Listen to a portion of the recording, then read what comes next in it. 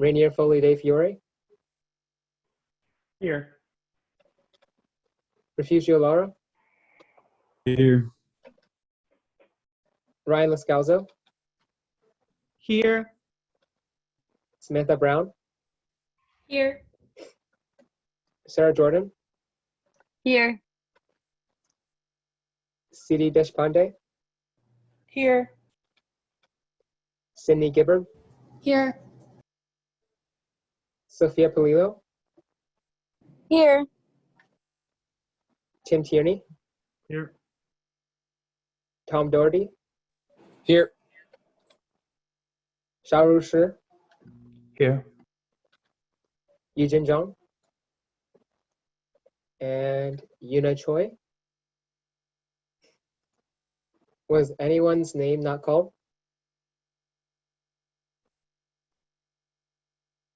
Okay, good to go. All right, thank you. Moving down the agenda with adoption of the agenda. Are there any motions to be made? Please raise your hand if so. If not, I will continue on. Representative Ron Sorensen. I motion to add case 1 or a resolution supporting a soft edge campaign, creating like the one about waiting for the new president. I'm sorry. I motion to add case 1 to the agenda under line 11. Before I ask for a second, I will reiterate that I do have something to say about both pieces of legislation, but I do want to give the reps the ability to make their case in this as well. This is the legislation that you guys are debating. So at the end of the day, I'm asking for a second if there is one. Okay.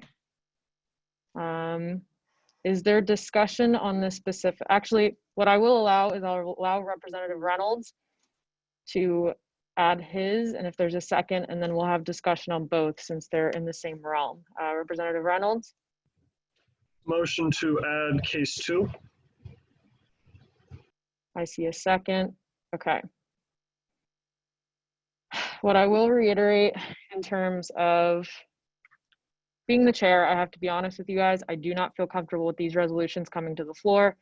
Inherently, if they are brought onto the floor by 2/3, if one's denied, UPUA is making a political stance, which we do not do. We are a nonpartisan organization, and having one of these pieces of legislation going through, even both, we are making some kind of political stance, and there's no guarantee that both will be voted yes. With these pieces of legislation coming through in itself, when the reps are voting on it, they are making a political stance on the vote themselves. I am not comfortable with this. Steering has said that they would like to recommit this back to Gov Affairs, but it is being brought by 2/3. I want to be fair here because I've set the precedent that at the end of the day, you guys are the ones debating this legislation, deciding on it. I don't want to hinder that. I am giving a large warning though, that if this is brought to the floor and voted on, UPUA will be making a political stance, and that is a slippery slope to make in terms of precedent for the future. With that, I will allow discussion on these motions, starting with Representative Reynolds. So I would say I completely agree with Vice President Pathakal's concerns. In fact, I had initially it was just case 1 and I'd opposed it, but then it seemed as if it were going to go through assembly anyways, and because to me it had perceived that it was a partisan legislation, I wanted to make sure that if we were going to open up the use of soft edge for that legislation, we gave students the choice to advocate for whichever they felt like. And so that is why I proposed case 2. And the arguments to me that stood out was that we already have soft edge, we paid for soft edge. This is an opportunity for students to be able to use this to raise their voice on a relevant issue. And so for that, I wanted to ensure that there was at least a choice for the student body. I still would be fully open to the idea of recommitting both of them because I myself am comfortable with the topic. I'm just less uncomfortable having a choice than I would be if there was only one piece of legislation. Representative Tierney. Tim Tierney at large. I just want to say that I think Vice President Pathical kind of hit the nail on the head when she said that we'd be taking a political stance. I'd also like to add that if we pass both pieces of legislation, I feel like we would also kind of be contradicting ourselves. Not only are we making a political stance, but we also passed a resolution saying that the Senate should wait to confirm someone. And then we also passed a resolution saying that the Senate necessarily shouldn't confirm someone and waiting. I think this is a bad precedent to set. I think that it should go back to Gov Affairs where we can talk about it a little bit more.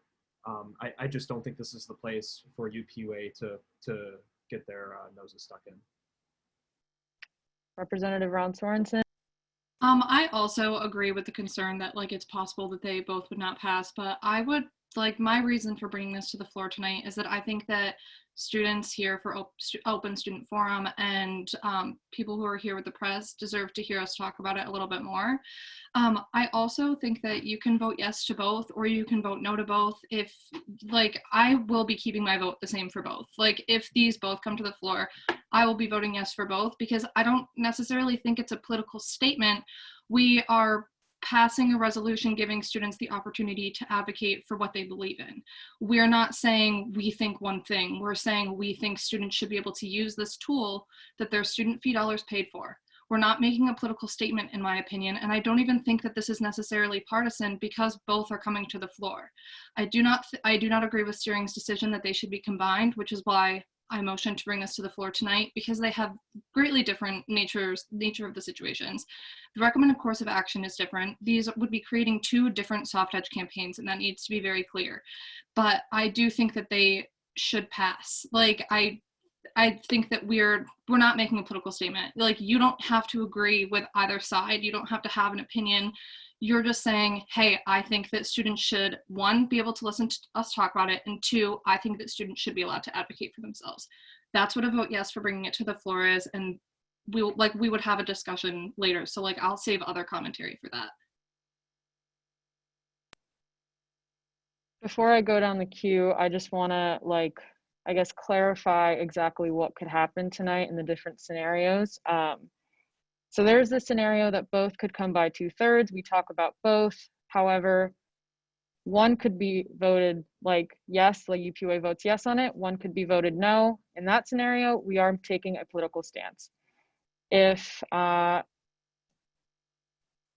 we wanted to make sure that we are not making a political stance and that it's more solely that students can use soft edge to vocalize their stance on this specifically, I would say have it in one piece of legislation where we're advocating for students to make their voices heard on whichever one they believe. Because right now with these two different titles, dependent on if one passes and one doesn't, or even if both pass, we're taking a political stance. And as chair, I don't see the conversation being around, oh, we're allowing students to voice their opinion. I'm seeing it as UPUA taking a political stance, and I am not comfortable with that precedent. That's why I'm reiterating, I am uncomfortable having it be two separate pieces because of how it exactly looks when it passes. If one passes, it looks like we're supporting one side and not the other. If both pass, it still is taking some kind of political stance, and there's no guarantee that both will pass. That's what I'm trying to reiterate here. I will allow discussion at the end of the day, but I just want to reiterate why I have those concerns and having them be separate and how it would look if one passes and one doesn't. And there's no guarantee on that. Representative Lascazo? Ryan Lascazo, Line Pride Representative. I also agree that I do not think they should come from 2/3 tonight. I think over this next week, it'd probably be most logical for the Gov Affairs to look it over and to decide either to merge them or to decide which one is the appropriate course of action. I think it was inappropriate for Gov Affairs to approve such similar and opposing pieces of legislation. And I think it is not a good thing to do. They should be sending single pieces of legislation, either a combined one or one over the other. I obviously have opinions on the one I co-sponsored, and I believe that there is non-political reasons for supporting it. which if it comes to the floor, I would make clear why I believe there's the non-political reasons. But overall, I think it's wiser to save it all for next week potentially.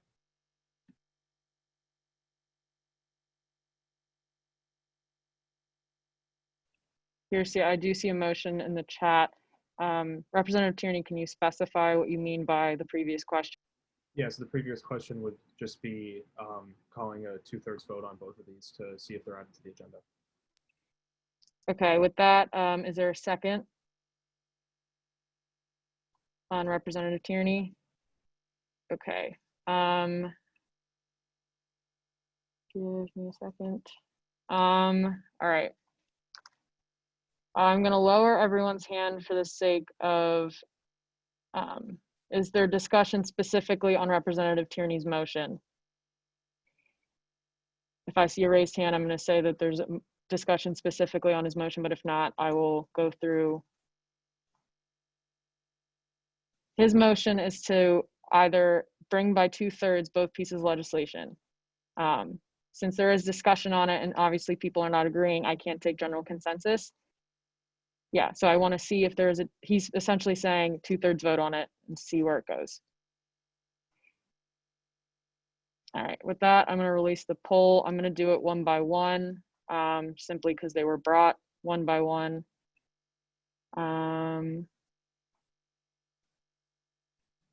Give me a, wait, sorry.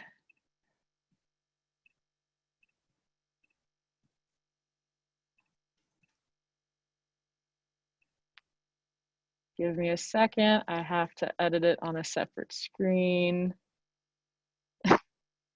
Okay. Bear with me as I am typing them out.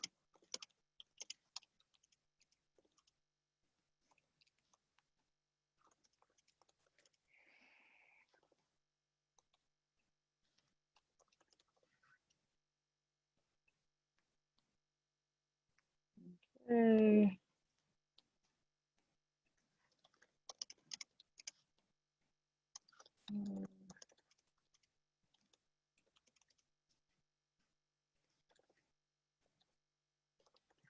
Okay.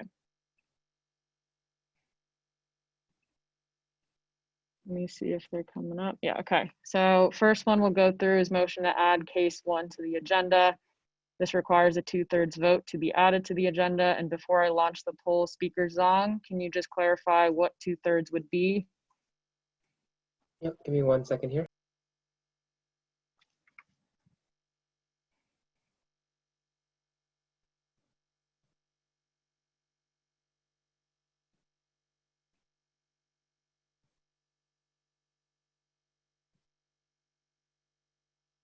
And I reiterate Representative Tierney's point, it's just to be added to the agenda, not on the legislation itself.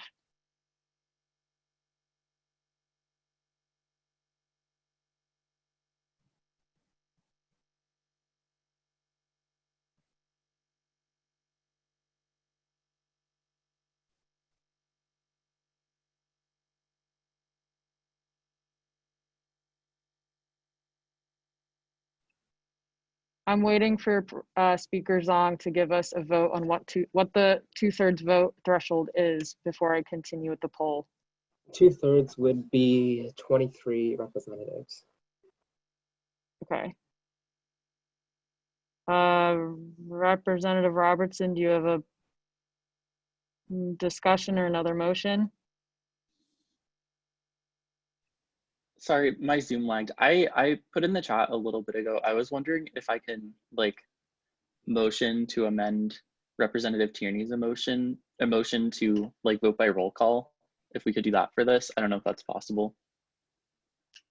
Is there a second on that? Yeah, it does require a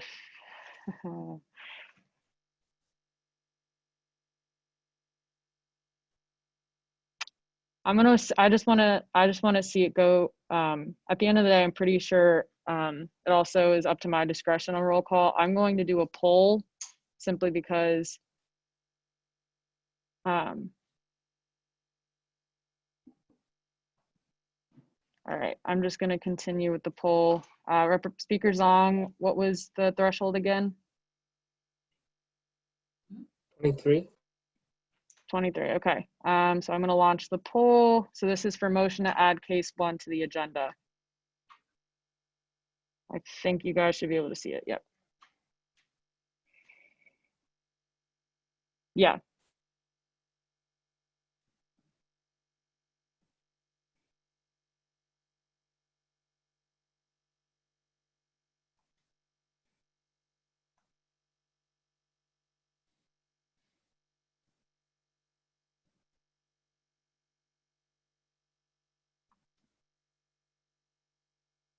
I'm gonna end the poll in the next 10 seconds.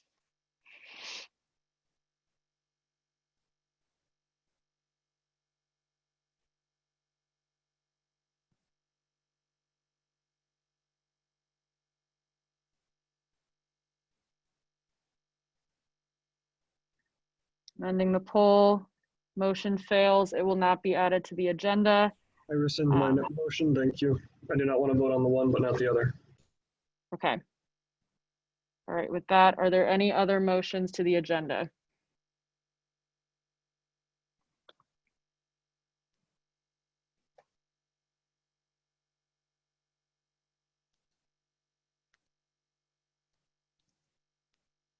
Okay, seeing none, whoa, if I could talk. We'll keep moving down the agenda with the adoption of the meeting minutes. Is there a second? Okay, and seeing no further discussion on the past meeting minutes, we'll move down to the special presentation. Please welcome Jennifer Geyer, who is the Penn State General Manager Bookstore. Jennifer, you'll have 5 minutes to speak and 10 minutes for questions, but thank you so much for being here. And you may start whenever you'd like. Hi, everybody. Thank you so much. As you can see on the screen there, the students with the COVID masks, as you all are doing so well participating. We really appreciate that at the bookstore, helping us keep you guys safe. So if you go to the next slide, you'll see kind of what we went through to prepare for you folks for coming back. I'm trying to move fast through this because I think you're familiar with it, having walked through our store, but wanted to give you a peek of what we look like, if you move to the next slide too, during some of our preparation, preparing for you guys to return. So this is just some information that I see from our Barnes Noble College home office, and I thought it would be fun to share with you guys what it looks like. Okay, the next thing that I want to share with you guys is finding a way to communicate to us back and forth, right? So there's some big things that are going to happen, and most of you guys aren't on campus, rental returns, coupons, not just a way to get like a special discount per se, but we do have a bookstore app, and I don't know if you guys are familiar with that. So I thought it would be really important to mention to you guys, if you go to the App Store and search Penn State Bookstore, you will find us. This information will give you reminders to return your rentals. It'll give you special little news flashes from us. If we have promotions, you can enable the push notifications so that when you walk by any of our locations, it'll give you any updates that's happening within our store. Again, I really want to stress, this isn't just about sales. This is our way to communicate to you guys during these unprecedented times. I'm sure you guys have heard that enough. I'm tired of hearing that too. All right, the fun stuff after this, if you go to the next slide, is that we have a new tech store upstairs where our trade department used to be by our cafe. It is an authorized campus store for Apple. We provide service. If service has not started yet, that is to start the second week of October. We have some people in training right now, so that's why it's not available. But if you walk through the store, you'll find all the fun Apple tech supplies, accessories, and also the new Macs and Pros. And we're waiting on the new Apple iWatch 6. It's very fun, exciting, it's fresh, it feels good, and it's only the beginning of some of the phases that are changing within our store. We have one more that's gonna happen while you guys are away for winter break.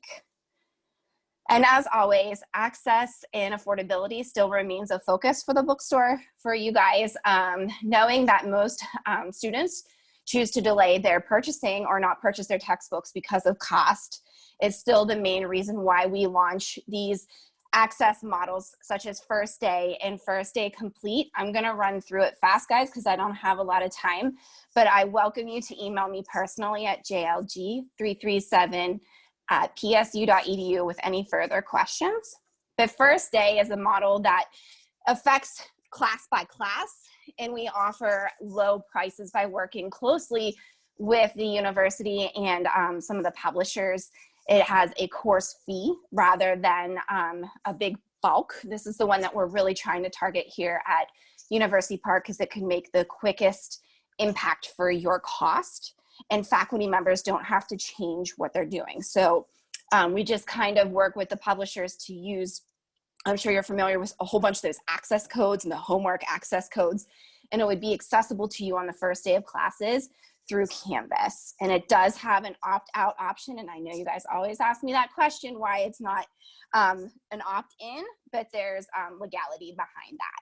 So here on the next slide too, oops, I'm sorry guys, if you keep moving, I was moving through there, keep going down, one more, and then the next one, perfect. You'll see some of the first day savings results. So students saved an average of 50% per course. And this is what we're trying to get here at University Park in the near future. About, you know, $76 or between $76 and $80 per course. And again, this one doesn't affect the overall, but it goes definitely, I'm gonna repeat, it depends on the courses. If you move to the next slide, you'll see the next option that we have, which is called First Day Complete, which I think some of you are familiar with.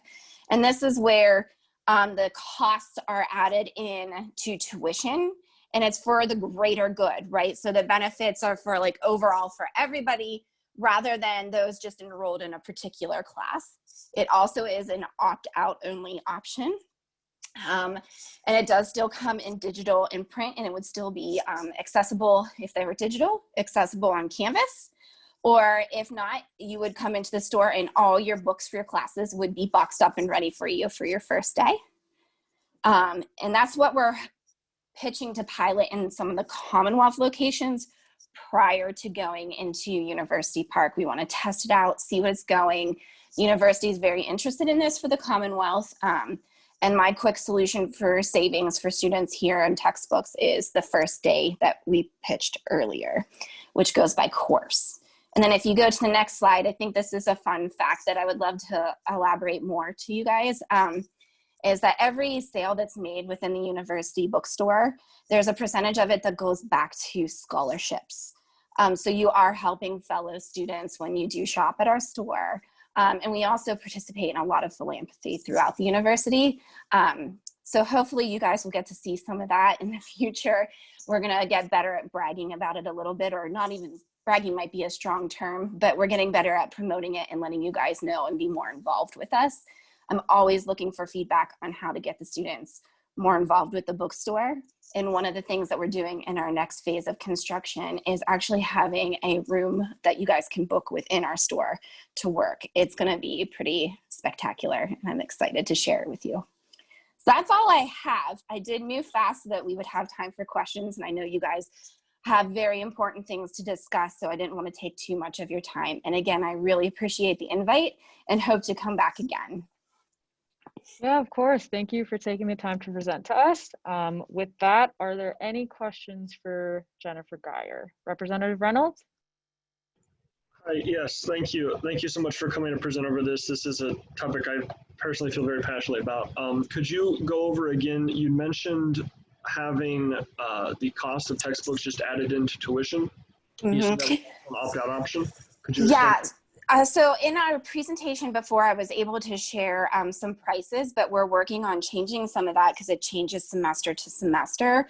When we do some of the surveys, which guys, when you get those surveys from us, the more students we have reply, the better. It helps us give us a perspective on, you know, if we're moving in the right direction. And one of the feedbacks that we keep getting, some of the feedback that we keep getting from the other schools, including Penn State, is that students would prefer to have the total book cost, which would become, you know, we would calculate it, it's an overall cost that's calculated based on an average.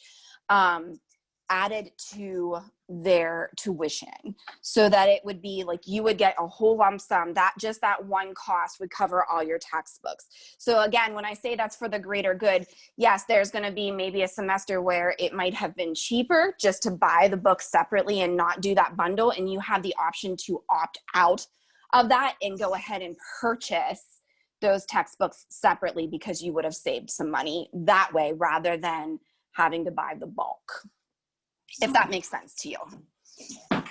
And just another question, might just be my lack of understanding. So when you're dealing with labs, because I know I've had a number of classes, especially language classes or math classes or econ classes, or half of the classes it seems at the university, there's an online lab component as well, and you have to have a subscription in order to access that lab, which is where lots of the cost comes from because you can't get an old version of the lab.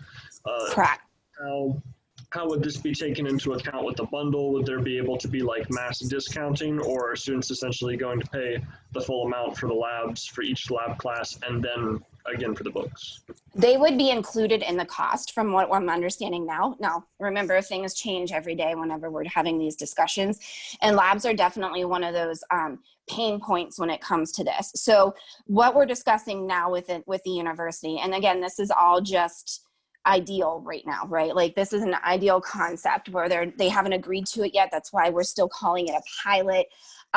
There is a way for us to not include the labs as part of this component, so that it would be a separate cost. So that way other students, and then there's also another pitch that we gave where we would include it and it would just kind of like spread out.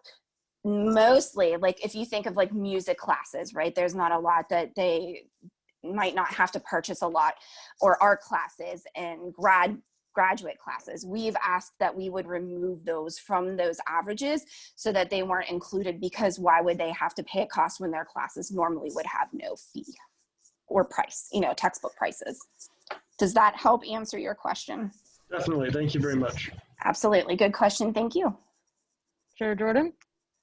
Hi, I'm Sarah Turnout. This is coming in tonight. This is really interesting presentation to give to us. So as like all of these new precautions are set in place and these new kind of things you guys are bringing, is there anything that like the UPUA can do to like help you guys promote these, or like have they been successful with like students? I know many aren't on campus right now, so how like has that been adjusting to the new kind of normal? Yeah, good question. Thank you. Actually, we were very impressed by the student response and even the community response with wearing the masks and entering our store and being patient. One of the biggest worries we had were the lines coming in for the first 2 weeks of classes. Everybody knows what it used to look like in the bookstore with all those bodies. So it was really concerning when we had the 25% capacity limit, but it moved rather smoothly within the store. So bravo to the students for getting the word out. We appreciate it. I think the biggest concern that we have is how we're going to communicate to those that aren't here or after you guys leave in November. And it gets back to the trickiness of returning rentals or any kind of communication that we need to have with you about, future things, especially if they're, things progress differently or it goes remote. How do we have those conversations with you about placing your orders for textbooks and the shipping?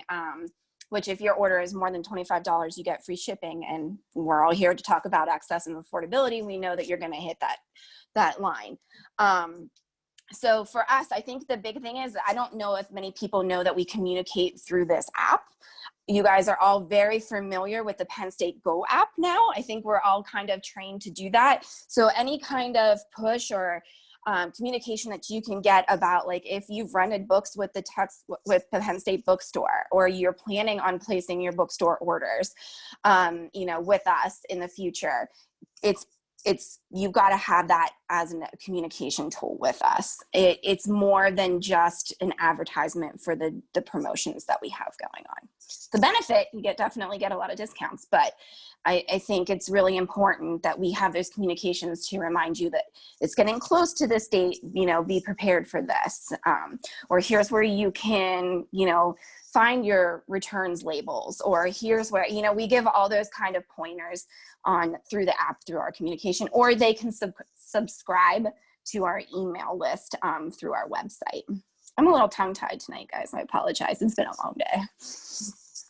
Thank you. I can totally I totally feel that. I know. It's like I don't have a mask on, so it feels good. But yeah.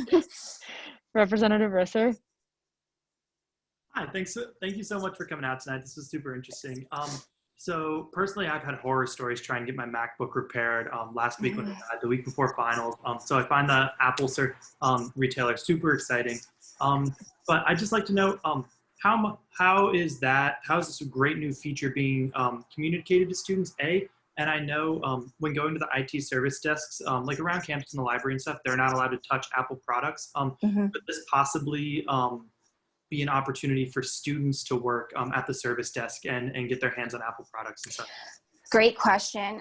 So this has been in the works with the university, the institution itself, and the bookstore for a long time because the university saw the need for this, right? And we're their partners, and we have experience with it. A lot of our stores have Apple authorized locations, so it just made sense in this relationship.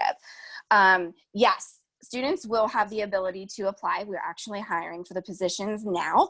And we're hoping and working with the university. The dream was, before the pandemic, was that we would have an internship or two within this position as well. I'm hoping that that'll come back in time for fall 2021, if not definitely in 2022, because we want to support that. Yes, and we will be allowed to, we will have people that are trained to actually handle those situations. So the laptop errors and anything like that, we would be able to assist with because we are a certified server. So we're allowed to advertise a little differently with Apple because we are their authorized location here on campus.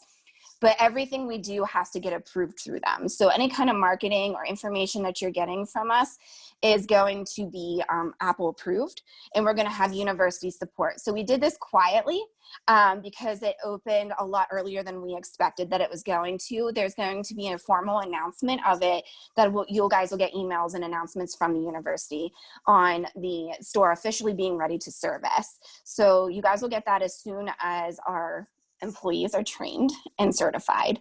And then we're hoping in time for NSO next year for spring and summer that we will be able to announce that to the parents that are coming in so that the freshmen that are incoming that feel the need to have that will be able to take advantage and purchase through us because you guys will have institutional pricing, very comparable if you look.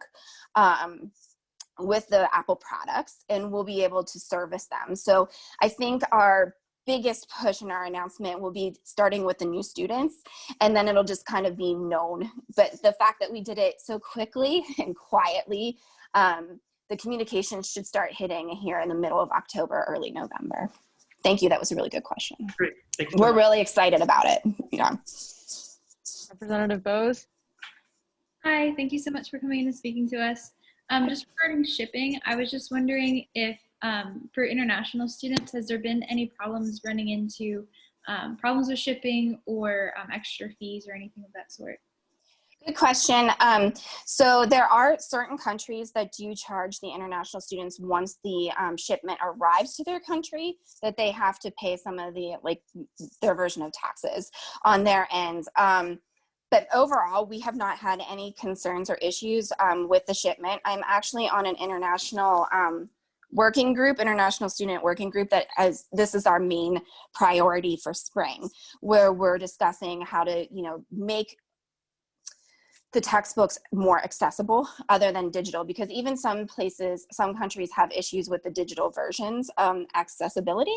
So it's a very hot topic within our university right now, and they've included the bookstore, so that's good. But we were actually pretty successful. There's no country that we can't ship to right now. All right. Are there any other questions for Jennifer Geyer?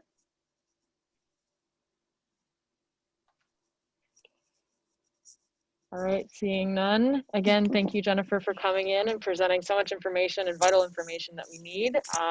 With that, feel free to stay for the rest of our meeting and observe, but at the same time, I know you have your own life to live and it is the evening, so please feel free to log off as well. But thank you so much. Thank you, guys. Any questions, please feel free to reach out. Enjoy. Thank you. All right. With that, we'll keep moving down the agenda with Open Student Forum. Is there anyone here for Open Student Forum? If you are in the attendees, just know that I can see if you raise your hand, but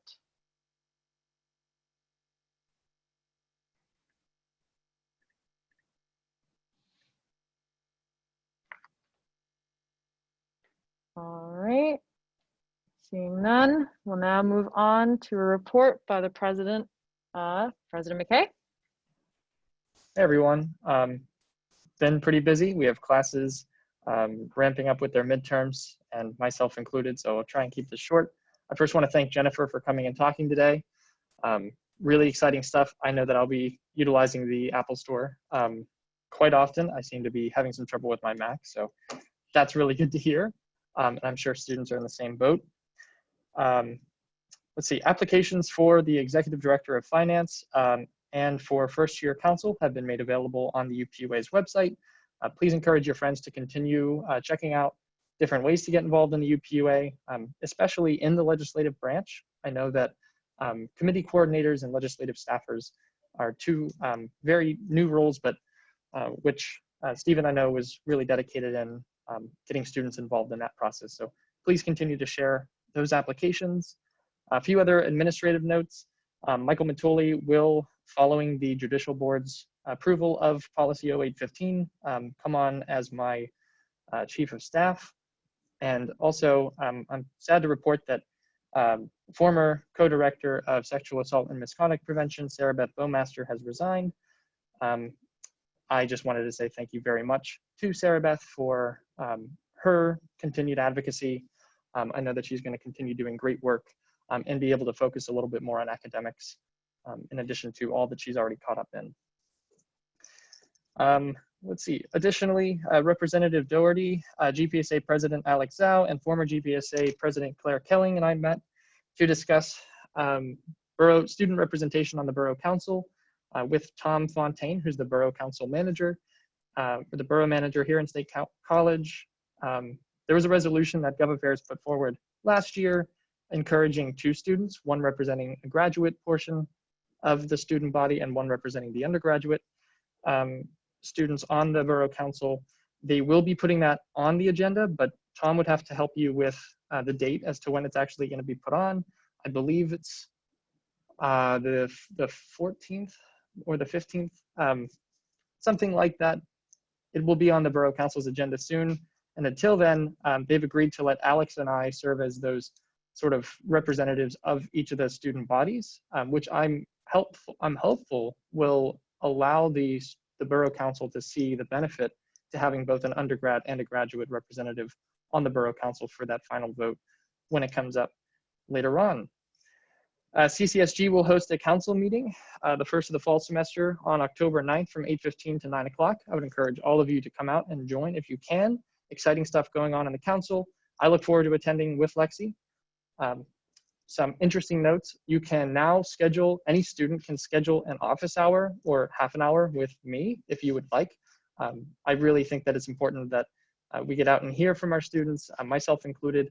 All you have to do is go to the UPUA's Instagram, and then the link in our bio is to a link tree, and it's somewhere in there. You can find office hours, and you'll find all of the times that I'm available. So if you want to schedule me every day of the week, you can do that. I'll ask that you don't, but you could. And speaking of office, you can now find the UPUA's virtual office for all current members. Thanks, Tim. I'm looking forward to it. For all members of the UPUA to more or less mingle and get to know each other 24/7. The Zoom call will not end until sometime in 2021. So check it out. It's in the water cooler chat. I have here looking forward to, but then nothing. So I don't know what I'm looking forward to. Oh, I'm looking to set up some kind of a get to know you for all of the members of the UPUA. Just a super informal Zoom session.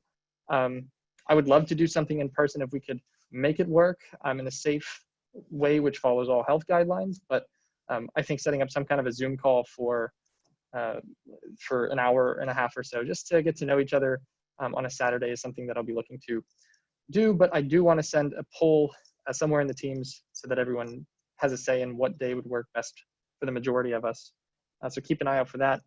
And lastly, I'm sure many of you were watching the debate yesterday. Please stay civically engaged over the next few months. Please register to vote if you haven't. Visit vote411.org. psuvotes.psu.edu is getting a bit of a revamp. Hopefully should look a little bit more student friendly and a little condensed in terms of the information that it has on the website. So please direct any and all students to that site. Yeah. With that, I would be happy to take any and all questions or provide advice on how to register to vote. Representative Tierney? Tierney at large. Looking forward to our office hours for the entirety of this week, first of all, and then second of all, I have two questions for you. So with the application for the Executive Director of Finance, is it a requirement that they would have had to previously undergo the treasurer training that Penn State requires? Good question. No. If, for example, an organization other than the UPUA, but the UPUA included, loses their treasurer for this or that reason, any student is able to undergo that training, so long as we are in communication with the Office of Student Activities to get them that training. Good question, though. Thank you. Are there any other questions for President McKay?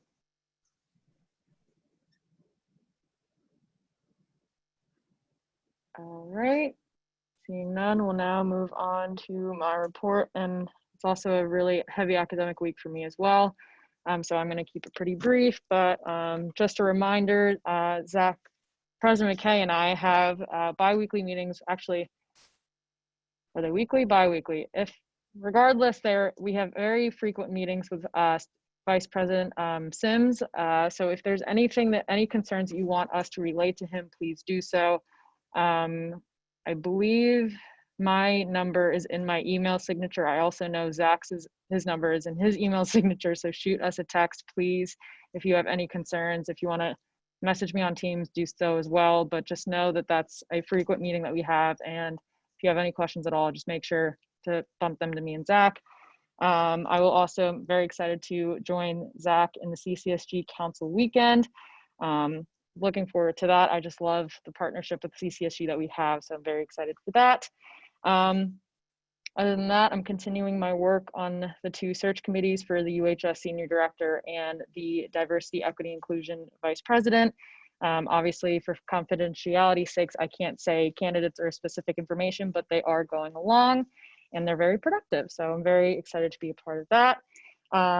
And then project updates, because I am in Line Ambassadors as a member, I've been facilitating conversations between the Administrative Vice President of Line Ambassadors and the tour director with Tim Benally, who's the president of the Indigenous People Student Association, simply to have Line Ambassadors to start that conversation with their tours, start that in their new member education book that all new members are given to learn about facts when they are giving tours.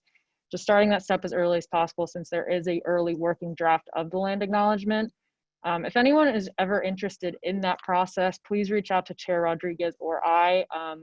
I know Chair Rodriguez is very, very passionate about this topic as well as I am, so I'm very excited to see this happening. But yeah, other than that, please reach out to me if there's anything that I can help with. I'm in the process of establishing a perfect time that I can meet for office hours, so I apologize the delay on that. But I may actually take up President McKay's setup that he has in terms of just setting it up a time where I'm free and I can be available when you guys are available. But with that, I will stand for questions.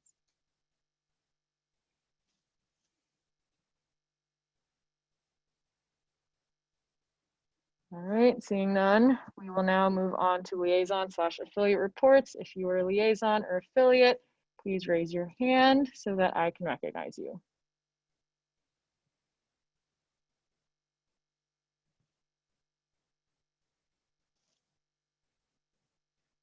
All right, also seeing none and seeing no old business, we will now move into a 5-minute caucus breakout.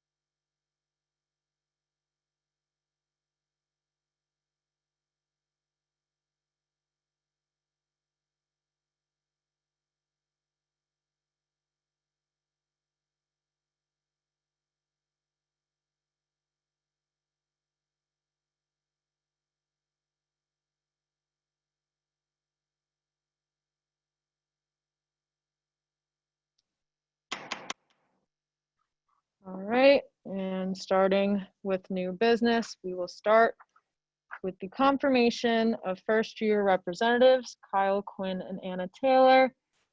Just to clarify how this is going to work, I'm going to have Anna go first alphabetically, and then I'll have Kyle go. And then I believe I've informed the two of them when to leave and when to join, but Kyle, if you could actually leave the Zoom chat, I will let you know when you're able to rejoin.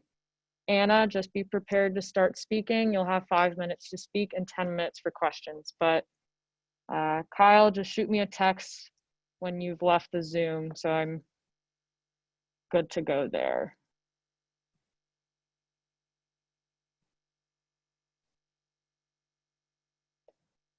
I think he is good. Just double checking. All right. Anna, you will have 5 minutes to speak and 10 minutes for questions, and start whenever you'd like. Hi everyone, my name is Anna. I'm a freshman majoring in psychology and double majoring in either political science or journalism. I'm currently at home, but I was on campus for about 4 weeks earlier this fall before I came back. In terms of experience, I have a few things that I think really relate to this position. First, I interned at a hospital last year, which might sound unrelated, but my job was actually to go around to the patients in the hospital and gain their feedback. So my job was as a patient ambassador, and I had to find out what patients thought the hospital was doing well and what they wanted the hospital to improve upon. So I had to take that feedback, brainstorm solutions and initiatives that I thought might resolve some of those issues, and then I ultimately had to present that information to the administrators of the hospital. So I really think that that experience has prepared me to be ready to receive suggestions, come up with solutions, and most importantly, advocate on behalf of others so that everyone feels like their concerns and views are being heard. In a more traditional sense, during high school, I worked with a lot of our school administration and teachers to make sure that they were aware of what was going on with the students and what the students were suggesting or concerned about. I made it a point to regularly meet with them and offer possible solutions or come up with new ideas to keep the student body engaged. From that, we were able to create events and initiatives that we thought people would be most excited about. For example, sports-specific events, blood drives, and even a freshman senior mentor program. I've also been a part of some clubs in my high school, like as chair member of Relay for Life, which is a fundraising event that raises money for cancer throughout the year. At my high school, we did this by creating a lot of events throughout the year based on the suggestions of the student body and what we thought they might be most interested in. Part of my job was centered around advocating for my classmates and what activities they wanted to see us provide. Specifically, we had regular meetings with the school administrators and sort of worked as the bridge between students and the school administrations when it came to events. I'm also part of Penn State Odyssey, which is a club where we write articles for the site on really anything we think is relevant or that we're interested in. This club has allowed me to meet a whole bunch of people and have a way to hear from or reach out to people I probably wouldn't have been able to meet otherwise. This speaks to my commitment to diversity in terms of reaching out to people I probably wouldn't have gotten a chance to meet otherwise, whether that's because they're learning remotely in a different major or really anything like that. I think that being open to hearing from people all over campus or anywhere throughout the Penn State community is really important, as well as advocating for the freshman class, even if it's something that I might not be able to relate to myself.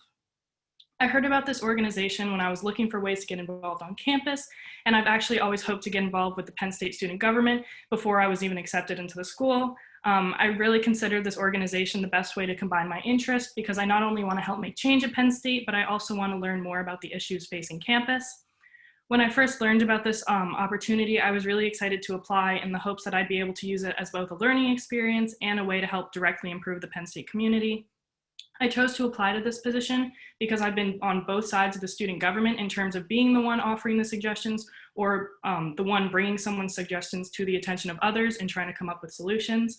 I think it's really helpful to know what it's like to be on both sides of that interaction that makes student government possible. I was also already home from campus when I applied, and I thought that I might be able to offer an interesting first year experience in terms of knowing what student life right now is like both on and off campus this year. This is only one example of how I can offer some unique perspectives to the position since I'm at home, I'm a first generation student, and things like that. But as I mentioned before, I'm not limited to my own perspectives because I should be aiming to advocate for the perspectives that make up the entirety of the freshman class, not just what I relate to myself. I'm genuinely just really passionate about getting involved with the Penn State community, and even though this is a really weird time to be a freshman given COVID, I think that it shouldn't prevent us from being a close and involved class. Overall, I think that my experiences and perspectives will really come together in helping me with this position in order to help advocate for the class of 2024 and the Penn State community altogether. Thank you. Thank you. And with that, I will open the floor for questions. If you have a question, please raise your hand. And I'll start the time once that's there. Are there any questions for Anna? Representative Lascalzo? Ryan Lascalzo, Lion Pride Representative. My question for Anna is, if you do become a freshman representative, what kind of projects would you like to do / what committees would you like to join? For context, there's 5 committees, and those are primarily where we work on projects in. Right, so I'm specifically interested in the Committee on Student Life, but honestly, any of the committees I think do really important work. And I'm also really interested as a freshman issue, but then as an issue in general, voting, these upcoming elections, or really any election in general, because for freshmen, this is like a lot of our first time voting in general, and given COVID and all of those circumstances, it's really difficult. And I've talked to a lot of people both on and off campus that are sort of struggling in terms of knowing what to do and things like that. So I think that that's an important thing to look out for. Representative Bose? Hi, Erin Bose. It's nice to meet you. I was just wondering, especially in the special circumstance this semester is, how do you plan to really outreach and get that opinion from the freshmen like you talked about? Right, so when I was on campus, I was obviously able to meet more people than I was at home because I had the people in my dorm and I had the people in one of my classes and stuff like that. So I have those contacts still, and I still keep in contact with them and find out what's going on campus. But then because I'm also at home, I've given the opportunity to actually interact with people. I'm in certain like group chats and clubs where we're focused on students that are staying at home so that we can actually still sort of form those bonds between freshmen. So I think that between the two of those and plus the future clubs that I should join or am already in, I think that that provides a good foundation for that. All right, Representative Risser? Anna, thank you so much for your interest in UPUA and for coming out tonight. I know it's been a long meeting so far. So can you please describe a time where you may have faced conflict in a team setting and how you worked to foster understanding and solve that conflict? So I was in a team group once where we were working on advocating for people, and one of my team members disagreed with something that someone had brought up. And so we were really going back and forth in terms of what our what our duty was as advocates to sort of bring that cause forward to the school administration in my high school. And sort of we came to the conclusion that whether we agree with the terms or not, as advocates, we have to sort of bring those problems up, whether we relate to them, whether we agree with them, but it is our job to do that. So we had difficulties there, but then eventually we came to what I think was the right conclusion. Sweet, thank you. Chair Rodriguez? Hi, Anna. It's really nice to see you again. Happy Wednesday to you. My question to you is, as you know, the first-year representatives have the task of representing and taking into account the diverse viewpoints and backgrounds of all first-year students, especially those that may hail from underrepresented communities. How would you go about representing underrepresented communities, or just a community that you may not belong to yourself? Right, so I think that's like a really important thing to do, to not just focus on things that I relate to or my close friends that I might know might be a part of. I think it's really important to focus on every single group that's representative, even though that's a lot. So I think I would focus on specifically working with people that I find in different clubs in terms of diversity, or just focus on contacting people who are a part of those different organizations, or really just reaching out and saying, hey, like, how can I help you? Is there anything you need? Stuff like that, and look for suggestions there. Thank you. Representative Reynolds? Yes. So Anna, how would you as freshman representative help get your class, the freshman class, more involved and aware of the UPUA and student government, student leadership in general? How would you make sure that they know what we're doing and we know what they have an interest in, and that there's just mutual dialogue there? Right, so I think that it's really important in terms of back and forth of them knowing what we're doing and then getting their responses in terms of that. And I think that social media, or really any platform where we can reach out to people like that in general and sort of even if it's a quick poll or something like that, just sort of get their feedback, or maybe just a little like virtual suggestion box, things like that, where it's just quick for them and they don't really have to put a lot of effort into it. Because I know when I was on campus, a lot of people had these sort of like ideas, suggestions, complaints, whatever it was, but they were like, I don't want to go through the effort of actually having to email someone about it. So I think that no matter what it is, an easy way for someone to really present their suggestion is really important. Big fan of polling, thank you. All right, are there any other questions for Anna?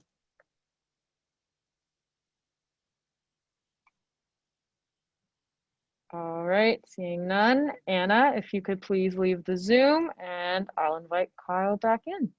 Thank you. Thank you.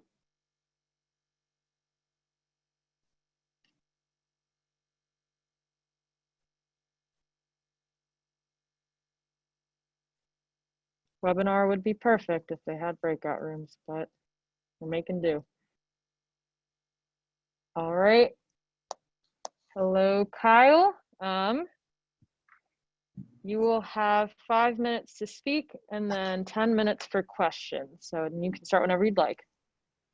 Hey everyone, my name's Kyle. I'm from Montville, New Jersey, which is up in North Jersey, about 20-30 minutes outside of New York City. In high school, I was involved in a lot of stuff related to student government. So, student council, activities planning, all the stuff that's kind of related to UPUA that made me kind of motivated to come apply for and look for a position within the organization. A bit on, like stuff related, like qualifications and stuff like that. I'm in the Boy Scouts. I achieved the rank of Eagle Scout, and I've been in the Boy Scouts since, third grade? I don't know, whenever Cub Scout starts, maybe even earlier. And, I love that. I'm a staff member on on this summer program called the National Youth Leadership Training Camp, where we kind of teach, it's related to Boy Scouts. So we teach younger scouts skills related to leadership, problem solving, team development, ethics, presentation skills, anything related to being a good leader, you name it, we teach it. And one thing that we do emphasize there that I hope to kind of utilize. Okay, I'm going to come back to that comment later because it looks like someone else has gone or heard of NYLT. That's kind of crazy. Yeah, so we emphasize something called servant leadership there, where you don't really aim to act above your team or your community. You aim to serve them and serve alongside with them. So you aim to uplift them, make them better. And by doing this, you're able to get a lot more done as a leader and get a lot more done as a team. And so I kind of want to use that here in UPUA. I want to learn from the upperclassmen. I want to learn from my classmates, very diverse community, In terms of legislation and, probably pro passing legislation, everything like that, I did a really cool summer program last summer called Boys Nation, where I was one of two delegates from the state of New Jersey to go to this program in Washington, D.C. And so what it is there's two delegates from each state in the country, total 100-person Senate. And really you just spend the, besides, touring the Capitol, meeting, like we met Vice President and everything like that, you just get to write your own legislation, debate it on the floor, and pass mock legislation. And it was really interesting because it gave me a very diverse perspective of the world. Growing up in, like a 95% white suburban community outside of New York City, I wasn't exposed to a lot of diversity. I went to this cool program where I met people from Alabama, Alaska, Hawaii, some of the most liberal, some of the most conservative people that I've ever met in my life. Yet we were still able to respectfully, disagree and agree and kind of debate and come to solutions on a lot of major topics like abortion, gun control, education reform, anything that you name it, we kind of discussed there. As we all saw last night in the debate, you don't get much done if you don't respect your opponent. Because I don't know about you guys, but I didn't take away one key point from either candidate on the stage because they were too busy interrupting and yelling at each other. So that's another thing that I would like to utilize and kind of continue to do in UPUA is practice civil discourse, because I believe that without civil discourse, nothing happens, nothing gets done. You can maybe say that climate change is the most pressing issue facing the world today. Sure, but you can't solve climate change if you're not able to work together and discuss it. So, that's just a bit of a summary of my qualifications and stuff that I like to do outside of school, just some random other information, I guess. I play sports, so soccer, track in high school. I just like hanging out with friends, having a good time, and I'm definitely looking forward to, balancing time with hoping to be an engineering degree, mechanical engineering, kind of balancing that time here in UPUA, going to make the most of it and do the best I can to represent the freshman class. Thank you. And with that, I will now open up the floor for questions. We'll start with Representative Reynolds. Hi, Kyle. First of all, thanks for coming here. So my question for you is, how will you help make your class more aware of what the UPUA does, what legislation we're discussing, all of that, and how will you help make the UPUA more aware of what the needs and desires of the freshman class are? Yeah, so I was actually rather surprised that UPUA isn't really a household name per se at Penn State. I texted a few of my senior cousins here at Penn State, and I was like, when I was getting to know the process and kind of navigating the whole site, I'm like, do you know anything about UPUA? And 2 of the 3 of them had no idea what the organization was, and they're seniors. So obviously that's a big problem. You know, we are the representative body. We pass a lot of important things. We do a lot of important things. And as you just mentioned, it's very important to get the word out there. So what I'm looking to do to kind of the UPA word into other people's minds is, you know, just one word of mouth, bringing it up, talking about it. I'll be posting on it for sure on social media accounts, advertising the social media account that already exists for the organization, and maybe even just putting up posters, reminding people to come to these weekly meetings. I saw earlier there were no student participants in the open forum. I feel like that was almost shocking to me. I thought that there would be a line of people ready to talk about things just related to the school. So, you know, getting the word out there. And then in terms of getting the word of the students out to UPUA, again, that goes along with the lines of representation and making sure everyone has a voice. Back in my high school, I was the vice president of student council, and I made a goal to, you know, not just know like what the class was, but know like the individual names and the stories of every single person. So I feel like by making as many friends as I can, you know, I remember as soon as I committed to Penn State, I think I followed like 500 people in the class of 2024, just so I can get to know everyone. I just think it all comes down to being outgoing and talking about it as much as you can. Thank you very much. Chair Jordan. Hi, Sarah Jordan at large. Can you tell us about a few like new initiatives or projects you'd like to work on if you were confirmed tonight? Sure. So I'll talk about 2 main ones. The first one is related to my little spiel earlier on civil discourse. I feel like that it's very important, whether it be in the US government or even just around campus, to respectfully talk. Just talk. Just sit down and have a conversation, human to human. And so I think that some cool initiatives that we could do that. One, you know, posting on the UPUA account, reminding people about respect for one another, regardless of, you know, race, ethnicity, gender, sexual orientation, political background, everything. So kind of, again, getting the word out there, getting people talking, putting up flyers and posters, inviting people to open forums where we can openly discuss ideas, because you'll find that just because someone's a Republican and someone's a Democrat, they might have a lot in common. They might have a lot of views in common, but it's that label that prevents people from disagreeing. So I want to create some initiatives to kind of get people to talk more and get to know each other in a respectful, monitored environment, so there won't be as much shouting as we saw last night. Second one, I'm very big on the impact of climate change on our world, and I feel that it's, I don't really know too much because I just got here at Penn State, but I would like to either expand upon an existing climate change advocacy program, or you can create one if it doesn't exist, because I'm taking a freshman seminar right now on sustainability, and I've been learning a lot about the use of solar power and the utilities of Penn State and the introduction of electric vehicles.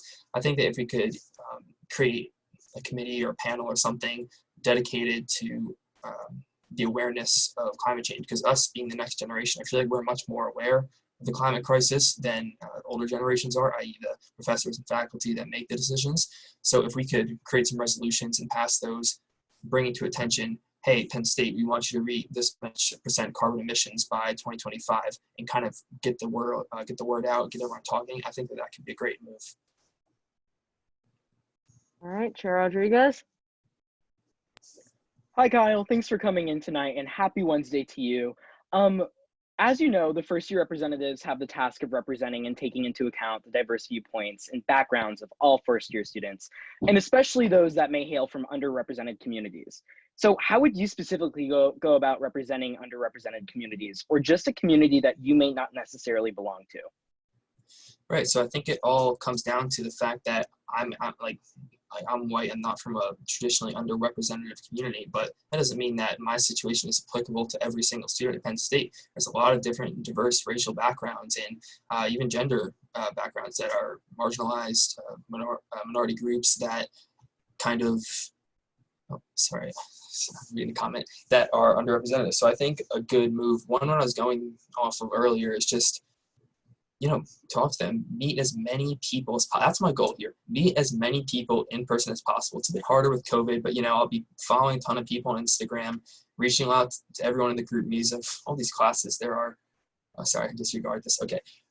There's a lot of million different group me's I'm a part of. I love to kind of put out open forums there. And as I mentioned, it'll be harder to kind of hear from those diverse perspectives, but I know we have a committee related to diversity, I believe.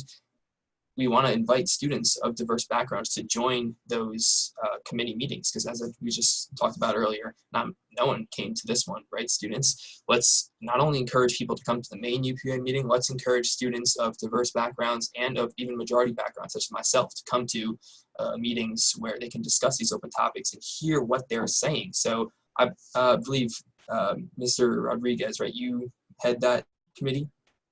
Correct? Yeah. Right. Yes. So I'm sure you've already thought about this already. I'm just kind of adding on things that I would like to see if it doesn't happen already. Again, awareness, like meeting on diversity, feel free to join and share your thoughts. That way I, as representative, and all of you really as representatives, can hear what other people are thinking. Thank you. Representative Risser. Hey Kyle, nice to meet you. Thanks so much for coming out tonight. So I know there's already an NYLT presentation on this, but can you please give me an example of a time where you faced conflict in a team and how you went about resolving that conflict? Let's see. I don't want to give the traditional NYLT one because you've already heard the whole thing. Quick question though: Did you do NYLT, or did you participant or staff or? Yeah, I was a staff for like 3 years in high school. No way. Oh yeah, that's awesome. Yeah, you never know who you're gonna meet. Okay, yeah.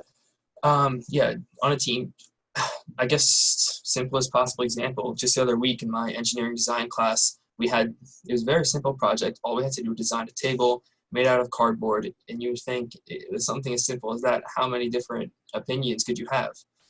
A lot of different opinions. Some people wanted to create a 10-foot tall table. I wanted to create a condensed prototype version. People wanted to use tape. People wanted to use pencils to support. And there was a lot of arguing of the types of designs, and when we actually did come up with a design, who would really get the extra credit point for thinking of said design. And so we really have to navigate that situation by, again, I'm going to keep bringing it up, I'm sorry, civil discourse. You sit down and you address what are the pros and cons of each design, and instead of just shouting like, hey, shut up, my idea's better, screw you, like, I don't want anything to hear about it. I'm the smartest one here. No, I'm the smartest one here. No, forget all that. Sit down, create an organized list of facts that will help you. Tremendous civil discourse. Thank you. And yeah, create a list of facts and, again, mention pros and cons and discuss them. And after all the shouting, and once we really streamlined the process, organized everything, it was seen we really, again, didn't have that much disagreement. It turns out we all wanted the same structure and all that different was materials. And so we looked up like weight load distribution per material, and we found a clear-cut answer. So that's just one example of a small team organizing, but it can be applicable to any environment. I won't go into the whole thing right now because limited time constraints, but I had to deal with the same thing. I was on the student council planning 3 separate graduations in the middle of COVID-19. You had the suburban moms yelling at us thinking that they knew the best thing to do. You had the crazy principal thinking that like he had all the power. It's like student council shouldn't have any say. No, that's not how that works. And just a lot of people yelling at each other, and you got to really put your head to the grindstone, look at the facts, look at what's going on, and make a decision that kind of appeases everyone. And just as a warning, we have a minute left, but Representative Lascalzo with the last question. Ryan Lascalzo, Lion Pride representative. The UPUA, the General Assembly, has 5 main committees in which representatives need to be a part of at least 1 and up to 3 of those committees. As a representative, what committees are you thinking about joining? Sorry, I haven't looked too much into those. Could you give me a brief refresher on the name? Because then it'll jog my memory. There's academic affairs, facilities, justice and equity, student life, and did I say governmental affairs? Governmental affairs, I think. I think you did say governmental. Oh, I did. Student life, governmental affairs, justice and equity, facilities, and academic affairs. Academic affairs. I did, again, when I selected my options for the application, I just kind of put a general one because I wasn't too familiar with any of them. And as I mentioned, I asked my upperclassmen friends and they didn't even know what the organization was. But one thing I was interested in was the Student Life Affairs Committee, because I feel like it's very important to address mental health and mindfulness within the college and the university itself. So I definitely want to join that because I know a lot of my friends have gone through struggles in high school with, the crazy bombardment of COVID-19, being cramped up in their house with very loud, disagreeable parents, and just they weren't in a good place mentally. And so I saw what they went through, and I know what it's like to kind of console a friend through that process. So I would love to kind of work on that committee as well. And again, I feel like in all aspects, whether it be representing the freshmen or my interest in joining this committee, I do feel like I have a lot of qualifications and past experiences to help me out along the way. But I'm always open to learning, open to improving. Like Ryan, you're the head of the entire committee. I'm sure you know much more about this process. No, in your entire experience, 4 years at Penn State, I'm gonna say don't be humble. I know you're probably pretty good at what you do, but I'm always open to learn. And hey, if any of the other committee heads feel that their committee is, the place to be. Oh, I thought you were. It says line. Sorry, I can't read the entire, your little header under the Zoom call. So I assumed the ... ended with committee or something like that. Sorry. Yeah, no, but I'm always open to joining any committee if there's enough reason to. All right, and with that, I will close the floor because we are out of time. Kyle, if you could leave the Zoom call, I will let you and Anna know when you were allowed to come back in, but thank you for taking the time to speak to us. Okay. All right. All right, so the way that I'm going to do this is I just wanted the both of them to speak first. I will open the floor for discussion on Anna first, and then I'll make a separate one for Kyle. But for now, the floor is open for discussion on Anna, if there is any. Representative Reynolds? Yes, and I'll say this, and I'll go ahead and just say for both of them, I think they are both good choices to be representatives for the freshman class. They both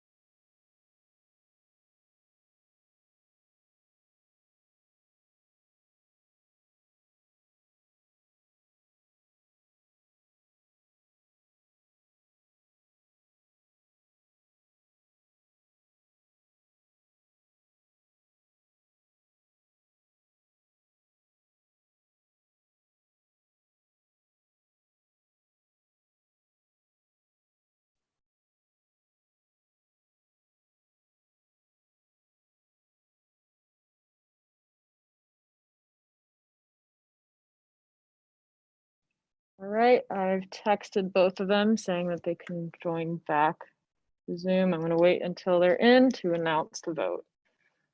I have a point of information while we wait. Were we recording while we were in discussions? I know that previously. Okay, I just wanted to make sure. I was looking at the corner and I just wanted to see. All good, yeah. Yeah, I just restarted it, but I paused it during discussion.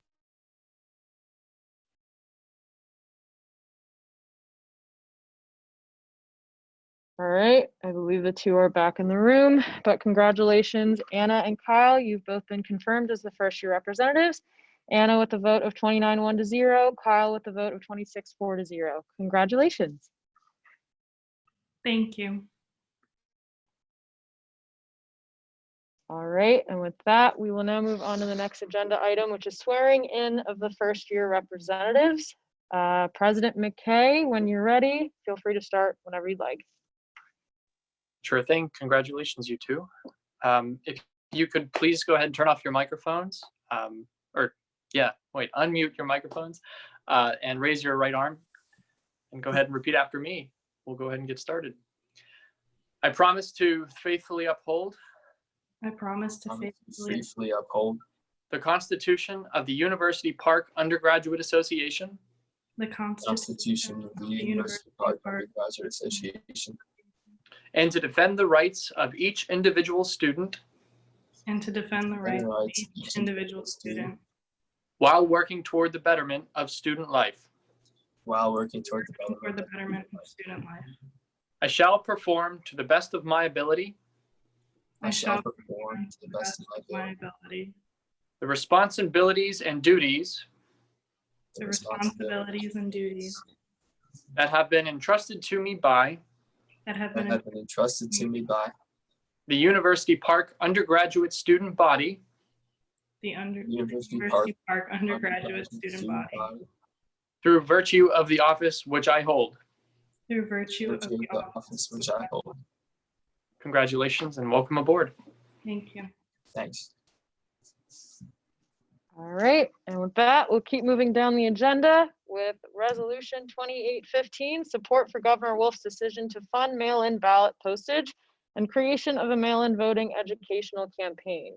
Chair Doherty, if you'd like to introduce this, or any of the co-sponsors, you may start speaking when you like.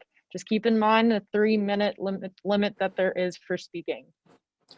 I'm going to defer my time to Representative Robertson. Okay. Hi everyone, Noah Robertson at large. I just want to provide a little bit of context. In a second, I'm about to yield time to PSU Votes Fellow, Alyssa McIltrott. I just wanted to provide a little context for what PSU Votes Fellowship has been up to. So the fellowship has been kind of composed of this part of advocacy and research, which is made up by writing resolutions like this, researching what other civic engagement programs are looking like at other schools. And then the other half is a lot of doing grassroots voter organization, education and stuff like that.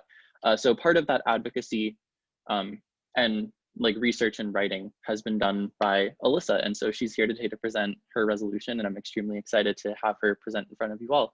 So with that, I yield the rest of the introduction time to PSU Votes Fellow Alyssa McIltrott. I just made her a panelist. When you're ready, you may speak. Sorry about that. Hi, no, you're fine. So I'm Alyssa. I'm a PSU Votes Fellow. So as part of the PSU Votes Fellowship Program, I wrote this resolution in support of Governor Wolf's decision to fund postage for mail-in and absentee ballots and to create a mail-in voting education campaign. In Pennsylvania, state officials announced that the cost of stamps for mail-in ballots will be covered by the state for November's general election. Funding postage for mail-in and absentee ballots can make voting more accessible for students. If students choose to vote by mail or absentee in the state of Pennsylvania, they will be sent a postage-paid ballot return envelope with their ballot. Students are also faced with another barrier when voting in Pennsylvania this year. The Pennsylvania Supreme Court ruled that officials are required to throw out naked ballots. Naked ballots are mail-in ballots that are not sent in an inner secrecy envelope designed to prevent poll workers from seeing how someone voted. And this ruling could result in over 100,000 Pennsylvanians' mail-in ballots being thrown out. So this resolution does two things. First, it expresses support for the state of Pennsylvania paying for mail-in ballot postage, which could have potentially been a barrier to students choosing to vote by mail. Second, it asks the Department of Outreach to create an educational campaign about how to vote by mail, made in collaboration with the new Department of Civic Engagement and the PSU Votes Roundtable. Thank you so much for bringing this resolution to the floor, and we now stand for questions. Are there any questions for Alyssa or Representative Robertson?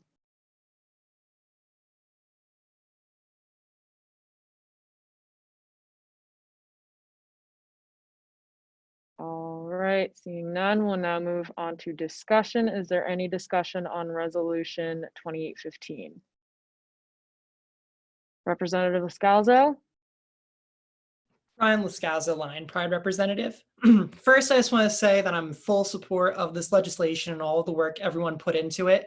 I think it's a really good thing. I think it's very important we educate people about this, and that we, it's good that the governor is funding the postage and such. And then number 2, I would like to make a minor amendment. I just want to move the special acknowledgement from underneath where the sponsors is into above, the line above respectfully submitted, like as a new line. I'm not sure if we're allowed to put like things that aren't the sponsors' names in the sponsorship section. I think it's more appropriate to be in the recommended course of action, because that's usually where we have like acknowledgements and stuff towards people.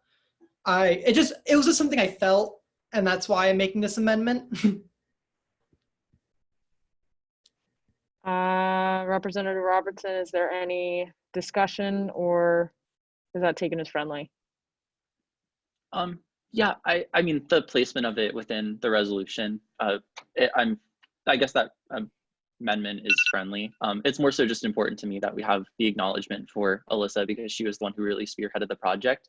So if it's above like the respectfully submitted and within the RCA, that's completely fine with me. Okay. With that, is there any other discussion? Chair Pascal, can I clarify where that is going since I'm amending the legislation?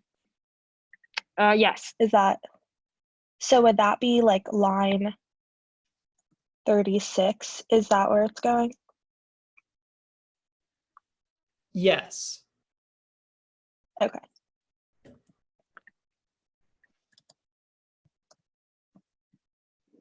Is there any other discussion?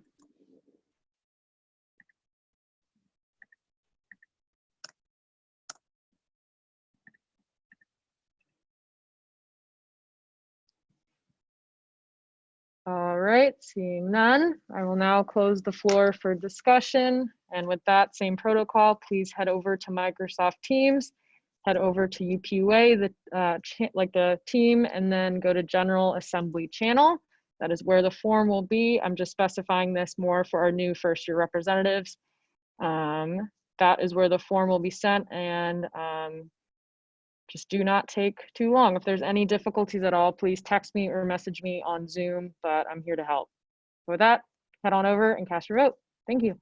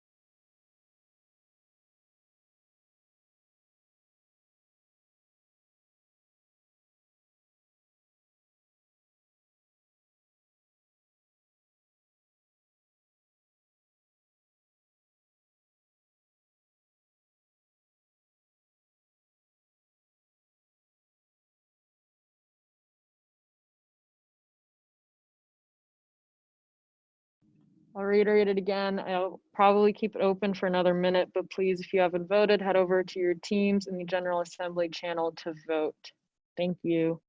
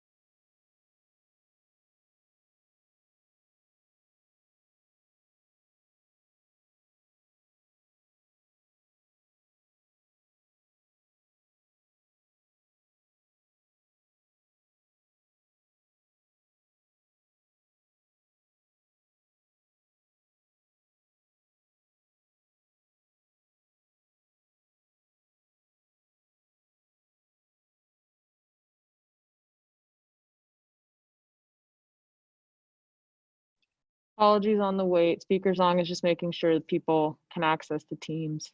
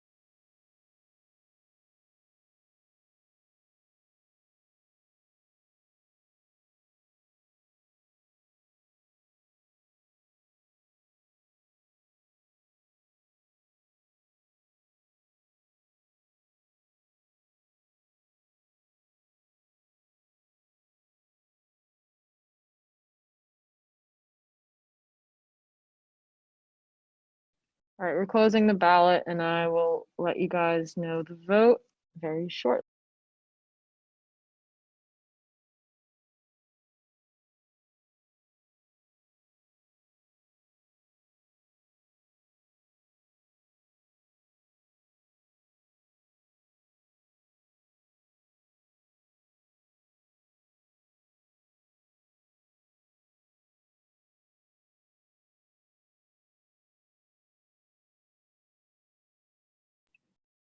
All right, with that, resolution 2815, support for Governor Wolf's decision to fund mail-in ballot postage and creation of a mail-in voting educational campaign passes with the vote of 29-1 to 0.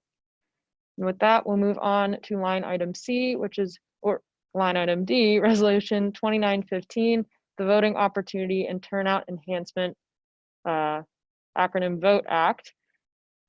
Chair Doherty, if you'd like to introduce this, or any of the co-sponsors, feel free to go ahead. I will also again defer to Representative Robertson. Okay, so hi everyone, Noah Robertson at large.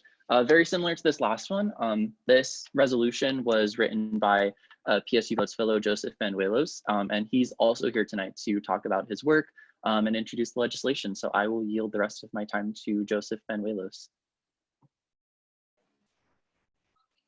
Hi, everyone. Thank you for letting me be here tonight. I'm just here to introduce this resolution that I've worked really hard on for the past few weeks, and I'll try to be as quick and painless as possible. With that being said, this resolution is titled the Voting Opportunity and Turnout Enhancement, or VOTE Act.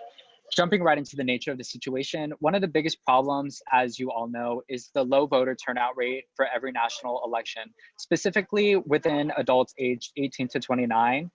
Specifically in the 2016 presidential election, only 40.1% of this age block voted, and in 2018, only 28%. As some of you know, earlier this year, the Pew Research Center announced that millennials and Gen Z officially passed baby boomers as the largest generations.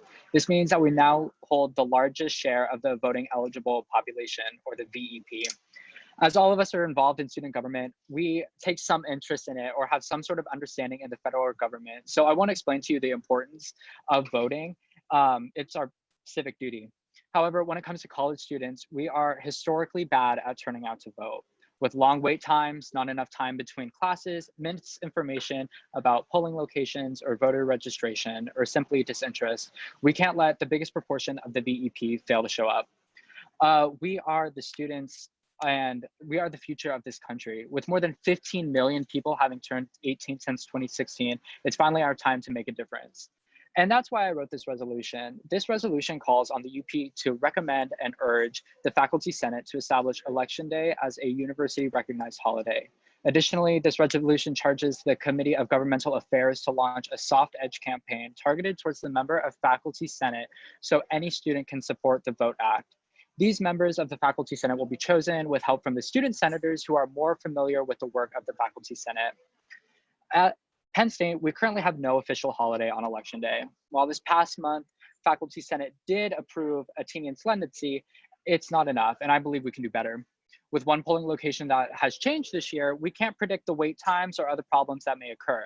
By establishing Election Day as a holiday, we can follow in suit with colleges like Columbia or Wayne State, or even Arizona State and UC Berkeley, who also advocated for similar protections to ensure that students are not disenfranchised in future elections by having college, academics, or other activities conflict with voting plans. While of course this isn't feasible with the 2020 election, which is 34 days left, it's very important that we do this for future Penn State students so that way we guarantee that their voices are heard. While the nature of the situation is very tense and holds a lot of information, the recommended course of action is very straight to the point. We have an opportunity here to set a precedent for not only Big Ten schools, but other colleges and universities across the country. And by passing this legislation, we can help our students become more involved and participate in many elections for years to come. Thank you, and we now stand for questions. Are there any questions for Joseph or Representative Robertson? Representative Byrd? Hi, Amanda Byrd, College BMS. So I was just curious about like what role student senators were going to play in this legislation and maybe a little bit more of the specifics of the soft edge campaign. Yeah, so I can take that one, I guess. So I think when we're drafting the language for the soft edge campaign and figuring out the ways in which we can target a faculty senate to prioritize this type of legislation, and I know academic affairs and like Chair Brunji and Vice Chair Gibbard are proposing some amendments as well. But I think like student senators who are familiar with the work of the faculty senate, who work with and who are like potentially colleagues with a few of the faculty senators, if there are a few senators who are holding up or hesitant to place like a piece of legislation that would do this on the agenda, who are just frankly against it, if we have student support, students who are willing to email those faculty senators and say, this is important to students, UPUA supports it, we want to see this change enacted next year and the years beyond. I think that's that level of advocacy that could happen. And I think the student senators can help inform like the language and the audience to who those emails would go to. Representative Ron Sorensen? Hi, so a concern that I had during committee is that I don't know exactly like what tangible steps have been taken to accomplish these goals. And a concern that Representative Klipstein had is that this is something that representatives have and students in political organizations have been working on, but there hasn't necessarily been like a super great response, or like this hasn't been accomplished yet, despite it being worked on for almost over a year now. And so I'm wondering what makes this resolution different from the conversations that have been happening with the county commissioners and whatnot. Like, what tangible steps have been taken to accomplish this goal? Is this resolution really just like a statement about what we want, or is there something like backing this up and supporting it? Yeah, so I'll answer just a little bit, and then I see Representative Bose or Gibbard can also answer as well, so I'll yield them time in like a minute or so. But I think now, especially as we've just picked up Soft Edge as a tool for students to really be able to advocate with UPUA legislation and express support for like what we do and send those emails directly to faculty members who might be opposed essentially to having a university holiday on Election Day. I think our advocacy has a lot of our advocacy could really pressure like faculty senate to kind of go with what this resolution supports, and I mean going about it in a way that's collaborative between like student senators and faculty senate is also incredibly important. So I think this resolution is more so just like it's a commitment to UPUA working with faculty senate in like some capacity to establish that holiday on election day. But it's also like a way to say we want students to be able to feel passionately enough about this subject to be able to send an email directly to those faculty senators who might be kind of blocking the process or just against it. And then about the history, I guess, of this, initiative, I'll yield the remaining of my time to Representative Bose or Gibbard. I can take it if it's okay. Hello. So about the past in Faculty Senate. So I've been on the Committee of Education for the past 2 years, and with past chair Chelsea Wood and Diego Santos, we were advocating for the election leniency, which just passed last month. So the conversation always has been about election holiday. We kind of compromised on leniency for the time being, but holiday's definitely been in the conversations, especially this time around too. When we were bringing this to the floor with Faculty Senate, in the Committee on Education, we did mention that students do want the Election Day holiday, and we will in the future be pushing for Election Day holiday. We just also couldn't, it's too short of a time frame to do the holiday specifically. And while it's under the Faculty Senate purview, it's more so the administration also that would be fully enacting it. It's more so Faculty Senate makes a lot of recommendations, so they could recommend that to the administration. So it's definitely been in the conversations. It's just for this specific election day, the timeline isn't as feasible as what the commitment or is what the conversation has been. But for the future after this election day, we have been talking about making the rest into holidays as well.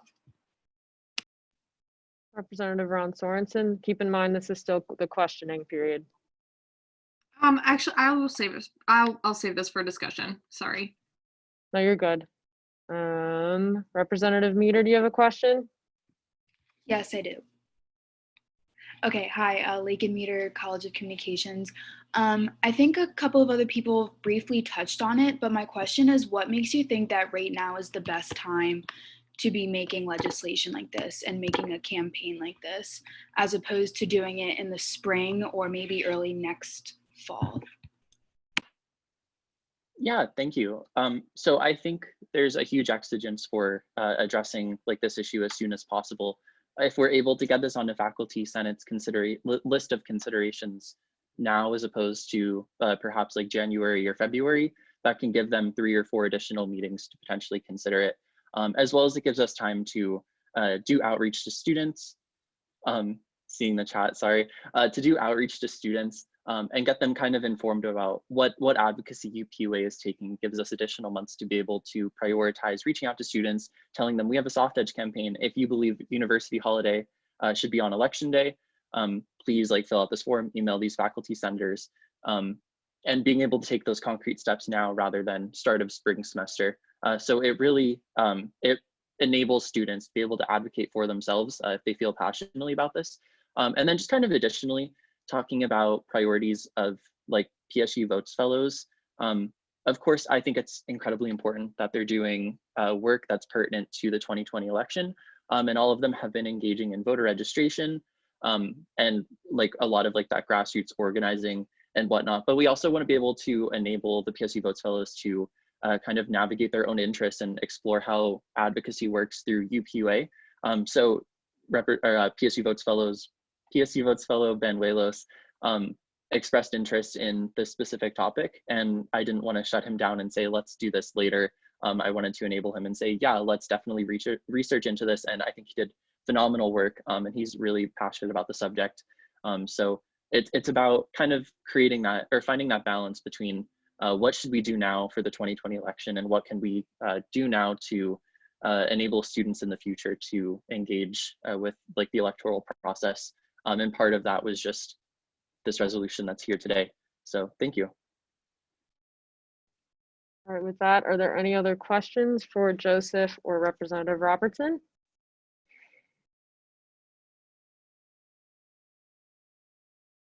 All right, seeing none, I will now move to discussion. Representative Ron Sorensen.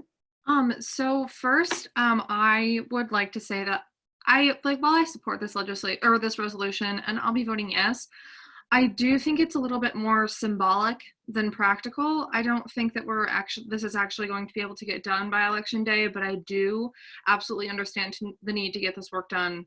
So next election, we have the framework.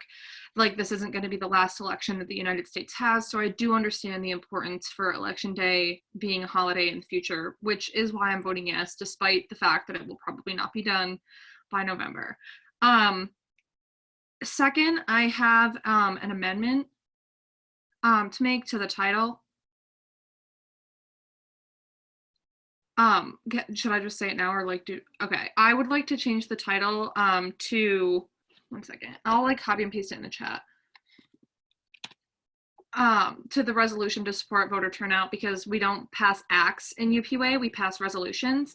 And I think that it's in the recommended course of action as well, but I'm not exactly sure how that language should change or if it should just be removed. But yeah, I see that Tim seconded that, so yeah. All right. I'm not sure how to do it in webinar. I used to be able to clear the hands, but I'm now going to move on to discussion on this motion specifically to change the title. So if the hand's still raised, I'm just going to call on the queue, Representative Klipstein. Hi, yeah, we're in discussion, right? We're in discussion on the motion to change the title of it. Oh, never mind then. I had my hand up for regular. Okay, I'll make sure to keep a queue of everyone that had their hands up for regular discussion, but for now, this is just on the motion to change the title. Representative Robertson? Yeah, completely agree. I think ACT should maybe not be in the title. Just kind of out of respect for Joseph, how he created the title, I would motion to amend Representative Round Sorensen's amendment to have the title read the Voting Opportunity and Turnout Enhancement Vote Resolution, just to keep the integrity of what Joseph wrote, and just kind of out of respect of him as the primary author of this and him having worked on the title. I'm all for changing ACT to resolution if we can come to a compromise on that level, if you're okay with that. I don't know if that has to be a second motion. Representative Ron Sorensen. I think as long as that's how titles are structured, I think that would be fine. Yeah, I think historically in the past, it's usually been in support of an act, not really we're not the ones passing the acts. It's usually voicing our support for the act. But I think if you're changing the title to support for the resolution, I think it does the same thing. Can I actually say something really quick? I'm sorry. I think that it might just be a resolution supporting voting opportunity and turnout enhancement, and just take ACT and resolution out of the end so it's not redundant, because titles usually come out like a sentence, because there's the italics, then the resolution, then the title. And so I think that sentence wise it would make more sense for it to just be a resolution supporting voting opportunity and turnout enhancement with vote in the middle, or with vote at the end, if that makes more sense, to amend my motion. So just to clarify, just change it to support for the Voting Opportunity and Turnout Enhancement Act. Just for voting opportunity and turnout enhancement, and take out ACT at the end. Okay? Okay, great. Yes, that looks good. Representative Robertson, is that taken as friendly? Yeah, that's taken as friendly. Okay. All right, so now we're back in discussion on the entire resolution as a whole. From what I saw on the queue from before, I believe Representative Gibbard was first. Yeah, hi everyone. Sydney Gibbard, College of Engineering. So I have two amendments. I sent them to the co-sponsors beforehand. I think it might be beneficial for me to share my screen because they are rather long. Is that possible? Yeah, let me just temporarily make you a co-host. I think that's the only way that I can do that, or that you can share your screen, but. Okay. Oh, yeah. Okay. Perfect. Can you see that? All right, thank you. So my first amendment is basically just adding some background and information about the policy that was passed in Faculty Senate in the middle of September. Basically, this amendment is going to be put at the end of the nature of the situation. I believe like when they introduced the legislation, they spoke on this a little bit, but it basically just clarifies for, I'm just going to clarify it for the other representatives who aren't fully aware of what that policy says. It says that instructors should provide within reason the opportunity to make up work for students who miss class on an election day due to participation in local, state, and federal government elections. Basically, this says that students should be excused from their classes, not just for voting, but according to the discussion that we had during Faculty Senate in the plenary meeting, that it will also be excused for poll volunteering as well, which we were really excited about. And I also attached it as Appendix A, which is this tab right here. But basically, I just have a PDF version of this policy and the introduction and rationale behind it. And I was going to attach that at the end of the nature of the situation. But I'll just say that one first. Okay, I see seconds. Is there any discussion on that motion? I'm going to lower hands. Just know that I have your names on the queue. Is there any discussion on that motion specifically, Representative Robertson? Yeah, I just want to say it's like unequivocally taken as friendly, like fully support it. All right. Perfect. And with that, we'll go back into discussion on the regular resolution. Actually, I know Representative Gibbard, you had another amendment. Yes, I did. I had one more. Okay, so I'll scroll down to that. So basically at the end of the resolution, there are 2 paragraphs that say that we recommend that Faculty Senate creates legislation that deems this a university holiday. And then the second one charges Gov Affairs with the creation of a soft edge campaign, which asks Faculty Senate senators in order to actually create this legislation. So I was recommending to replace this with the first paragraph acknowledging the passing of this policy, and also like kind of acknowledging that the university did make a commitment to civic duty there, and also encouraging them to capitalize upon that and on that momentum, and saying that we would like to designate Election Day as a university-wide holiday. I would like to say that I reached out to some other previous senators on the education committee who were here when this policy was brought there initially, and they think that it is very unlikely that we would be able to bring this legislation before Election Day and get it passed through Faculty Senate through normal processes. However, they did say that they felt like if we brought this to Faculty Senate and had a conversation about it at the plenary meeting where there was administration present, like President Barron and Vice Provost Nick Jones, when they were present, they would be more likely to actually enact this, because they can kind of go around what the Faculty Senate would do, whereas we would have to follow kind of a due process that would take months, and we probably wouldn't have this ready for next Election Day. So with that, I also added the second paragraph that says that the UPUA charges the Committee on Governmental Affairs with the creation of a campaign that educates students about their right to be excused from classes on Election Day, because I feel like a lot of students are not aware of this policy, and they should really use it to the fullest advantage, in my opinion. And then also to continue to advocate for the university-wide holiday using the Soft Edge platform. So that was my amendment. I don't know if anyone has any questions on that. Thank you. I see a second. Is there any discussion on this motion specifically? Representative Robertson, is it taken as friendly? Yes, this one's also taken as friendly. Thank you, Representative Gibbard. Thank you. I will stop sharing. All right. There you go. All right. So with that, well, I am going to go back to the queue that I had before with Representative Clipstein. Do you have anything to add for the resolution on a whole? Not an amendment, just a comment. Yeah, no. This is back to discussion on the resolution as a whole. Okay, so as we all know, we are 34 days from the election as we stand. So looking at this, we're like, oh, bummer, we're not going to get this for this election. But don't you worry, folks, because we have some good news. If you are worried about going to vote on Election Day because you have classes, life gets busy, right? The Bryce Jordan Center will be used for early voting from October 7th to 11th the 14th through the 17th, and the 21st through the 24th. There will be a pre-registration online form for signing up early to vote at the BJC. You can bring a completed mail-in ballot application to the BJC. They will hand you your mail-in ballot on the spot, and you can fill it out right there and hand it back and vote early for pretty much the entire month of October. So if you're worried about Election Day this year, you're like, oh no, I work 12 hours and I have classes, don't you worry, because you have 3 weeks to vote early, and I think that's incredible.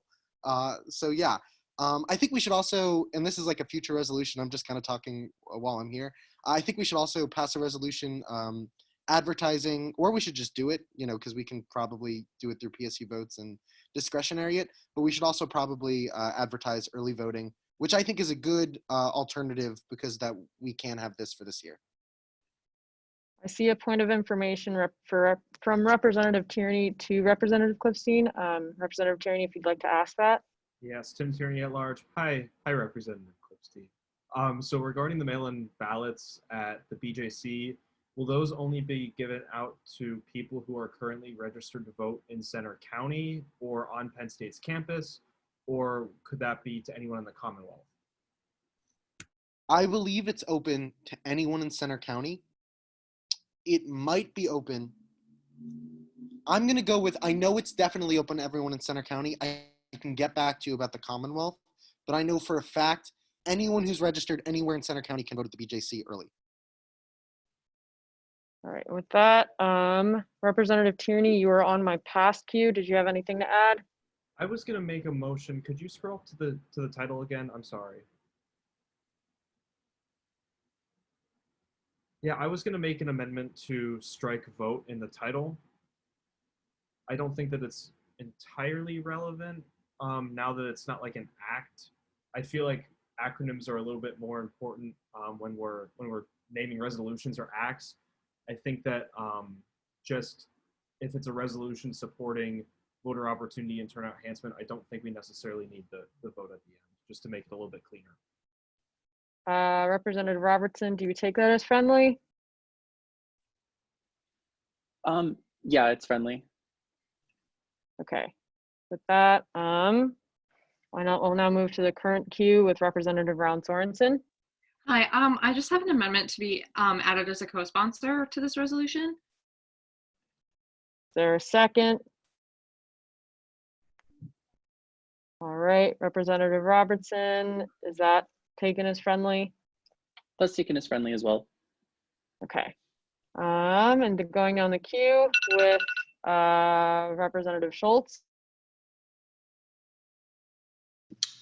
Yeah, hi. I was trying to jump in while we are discussing the amendments, but I was just going to suggest that maybe it's Representative Gibbard's amendment. Maybe we should separate telling students about their right to be excused from class. That might fall more under academic affairs, and then we can keep the soft edge campaign under governmental affairs. Do you have a formal amendment? Is it just to get rid of? What? Do you have a formal amendment to remove something, just so I can clarify?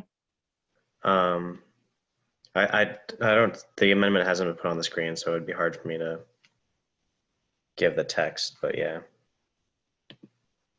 I could give a formal amendment.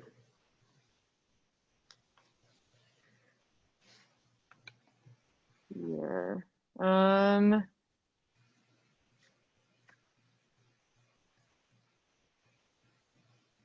Give me a second. I'm actually, Representative Gibbard, would you be able to pull up your amendments for the sake of showing them on the screen?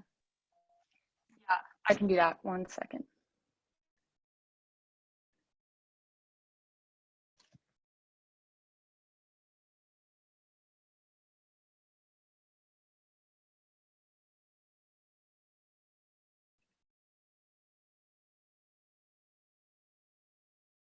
And Representative Schultz, whenever you're ready, just vocalize what amendment you'd like to make from the motion.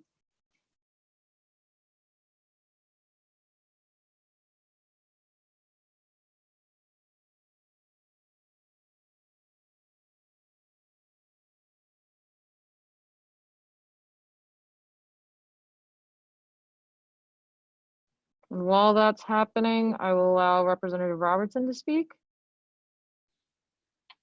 Yeah, I just wanted to like make a quick motion, just kind of an acknowledgement of all of the work that the Faculty Senate has, Academic Affairs, sorry, has contributed.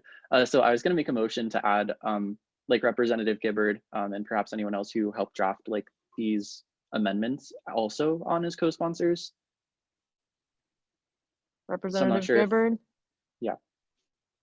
I accept the co-sponsor.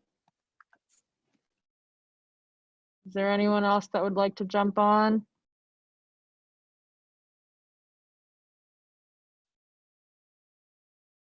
All right. And then I'll go, in the meantime, I'll go back to Representative Schultz. So the change would be UPUA charges the Committee on Academic Affairs with the creation of a campaign that educates students about their right to be excused from classes on Election Day. The UPUA further charges the Committee on Governmental Affairs to develop a soft edge campaign to advocate for a university-wide holiday. Is there a second on that? Okay, Representative Robertson, would you take that as friendly? Yeah. Okay. With that, and just also letting Chief Justice Schickman know that change was made, but I can also copy down. I also have the chat saved every time, so I can always, I'll have that with me. With that, is there any other discussion on the resolution as a whole? That change would go, give me a sec. I believe it's in the recommended course of action. So the paragraph that started with the UPUA charges Committee on Governmental Affairs, that was the original. Yeah, I believe, sorry, the UPUA charges Committee on Governmental Affairs with creation. Replace that with the amendment that Representative Schultz had in the chat. Yes. All right, with that, is there any other discussion on this resolution as a whole? And okay. All right. Seeing none, I will now close the floor for discussion. Same protocol, please head over to Teams where Speaker Zong will send the form for this resolution. I won't be giving it super long, so please head over when you can. If you're having any technical difficulties, feel free to message me individually on Zoom so I can also have your vote on record. But head over to Teams when you can. Thank you.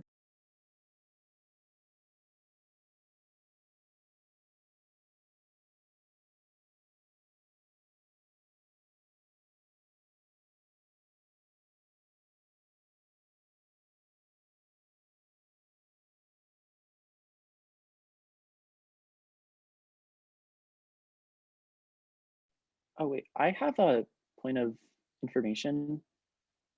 Yeah. So I believe in like the initial document. I'm not sure if it got lost somewhere along the way, but there was a similar clause that said like, or just sentence that said like special acknowledgement to PSU Votes Fellow Joseph Benuelos. It was in the respectfully submitted. I'm not sure if that's something we can like still include. I know it was in, I'm pretty sure it was in the draft that went past committee. I'm just not certain if it's still in this document. I'm not seeing it now, and I just noticed that. Is that something we can put in? Unless anyone has like dire complaints with that, since I mean, I would personally take that as fairly friendly since we did that with the past piece of legislation. I would allow that. I know it's past the point. Representative Risser, did you have anything?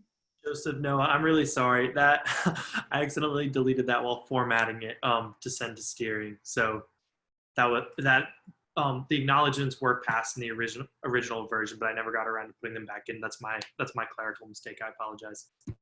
Okay. All right. Just because that was slightly out of order, I will allow that. Always know that you have the right as a representative.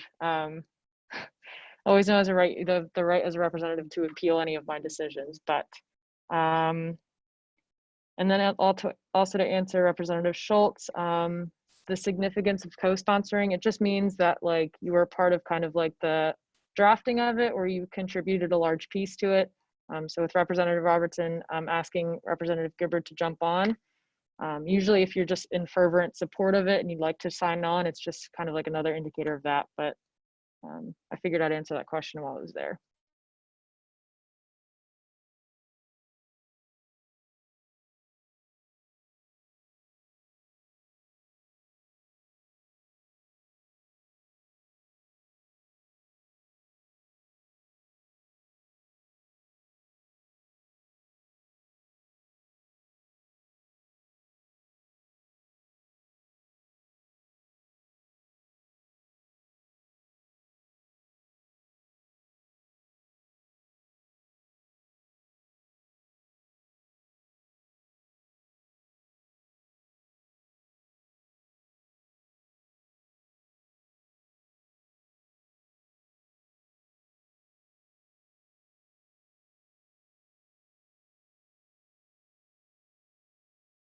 All right, and with that, resolution 2915, the voting opportunity and turnout enhancement, voting opportunity, support for voting opportunity and turnout enhancement. I want to recognize a change in it.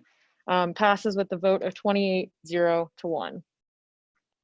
And with that, we'll keep moving down the agenda with a report by the Chief Justice of the Judicial Board, Chief Justice Schuchman.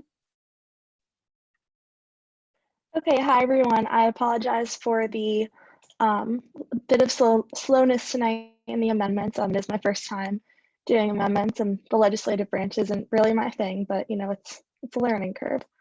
So pretty short report for you guys tonight. Earlier this week, the J Board released decision number 15-008, which you should all have received by email, and it's also available on the J Board Twitter. This was a policy review of policy 08-15, which was the policy that separated the executive director of finance from the chief of staff position. This policy was approved, and it was also put into effect immediately on Monday, which was September 28th. We also met on Monday to discuss the amendment that we are looking to bring in tandem with the amendment that GPSA is bringing to their own governing documents regarding the IEG students, and I know I've spoken about this a little bit over the past few weeks. I believe that this amendment will be coming to our steering on this upcoming Sunday, but I do have to double check on that. We are looking to pass it in tandem with when GPSA passes it, and I know that they are looking to pass it in, I believe, 2 or 3 weeks from now. The J Board ad hoc on Monday was a success. We had a meeting of all justices, which was very interesting, but also a lot of really good conversation. And those meeting minutes should be shared pretty soon as I format those. And then so far, the community groups that have reapplied for their seats are APITA Caucus, Black Caucus, Latino Caucus, the National Pan-Hellenic Council, and the Multicultural Greek Council.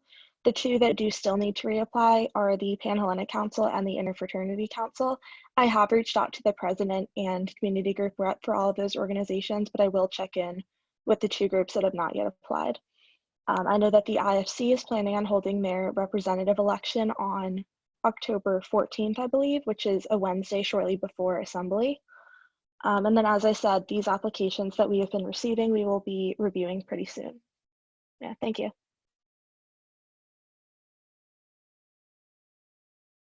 Are there any questions for Chief Justice Schuchman?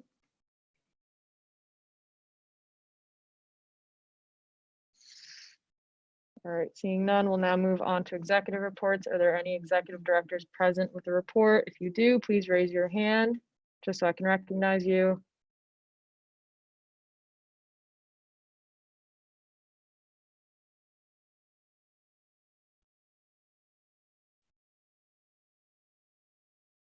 All right, seeing none, we'll move on to report by the Speaker of the Assembly, Speaker Zong.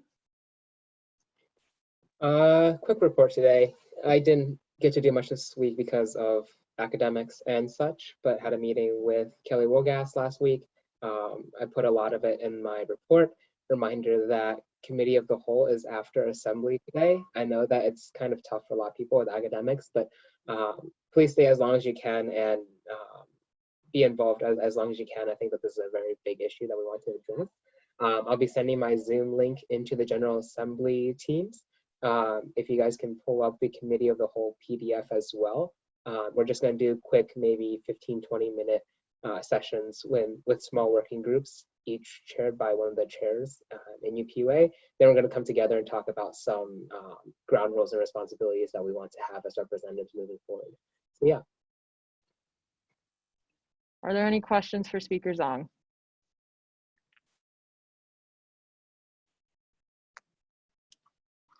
All right, seeing none, we'll move on to comments of the committee, starting with Academic Affairs. Chair Baranji.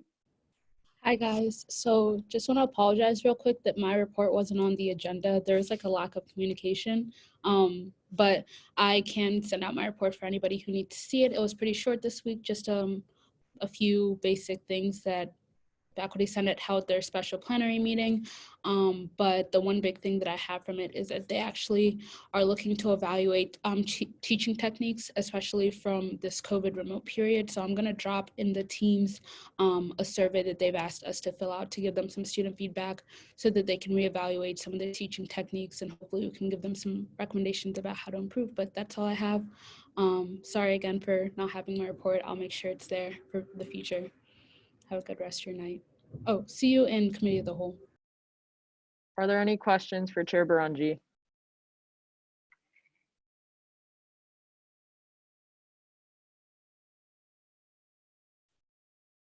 All right, seeing none, we'll move on to facilities with Chair Jordan. Hi everyone, with quick few updates. So I know last week I mentioned that the bike giveaway was really successful. We had now 85 bikes, only 12 remaining.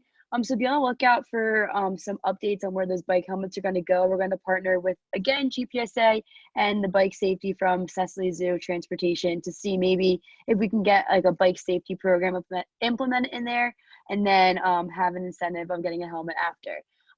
Me and Vice Chair Gary attended the ARSH meeting on Monday. So with that being said, if any of you guys live on campus and have any concerns or want to let me know anything, reach out to either one of us. We can obviously take those concerns and then send them to ARSH as well. It was really insightful for us to be there. But yeah, just putting it out there. I know that sometimes people don't know where to go, but just come to us and we can help you out. Another exciting thing is that the IM building has opened as of last Friday. So with also that being said, if you end up going to the IM building and you have any feedback or anything, please reach out to me, send me them, and I will let Laura Hall know what's working, what's not working, vice versa. But with all of that, facilities, we will meet Sunday at 12. Can't wait to see you all there via Zoom, but I will stand for any questions. Are there any questions for Chair Jordan?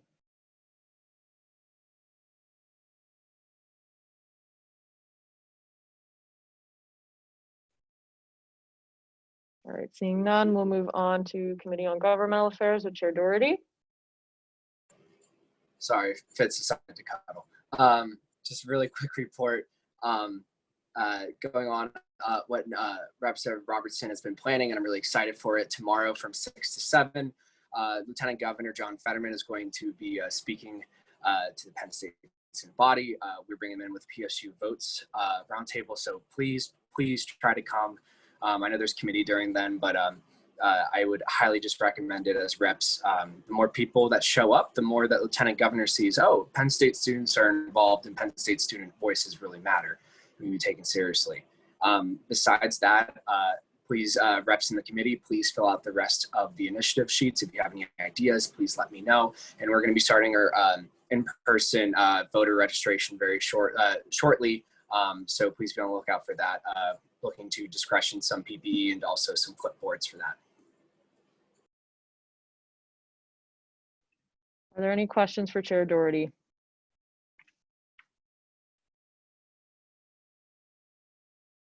All right, seeing none, we'll move on to the Committee on Justice and Equity with Chair Rodriguez.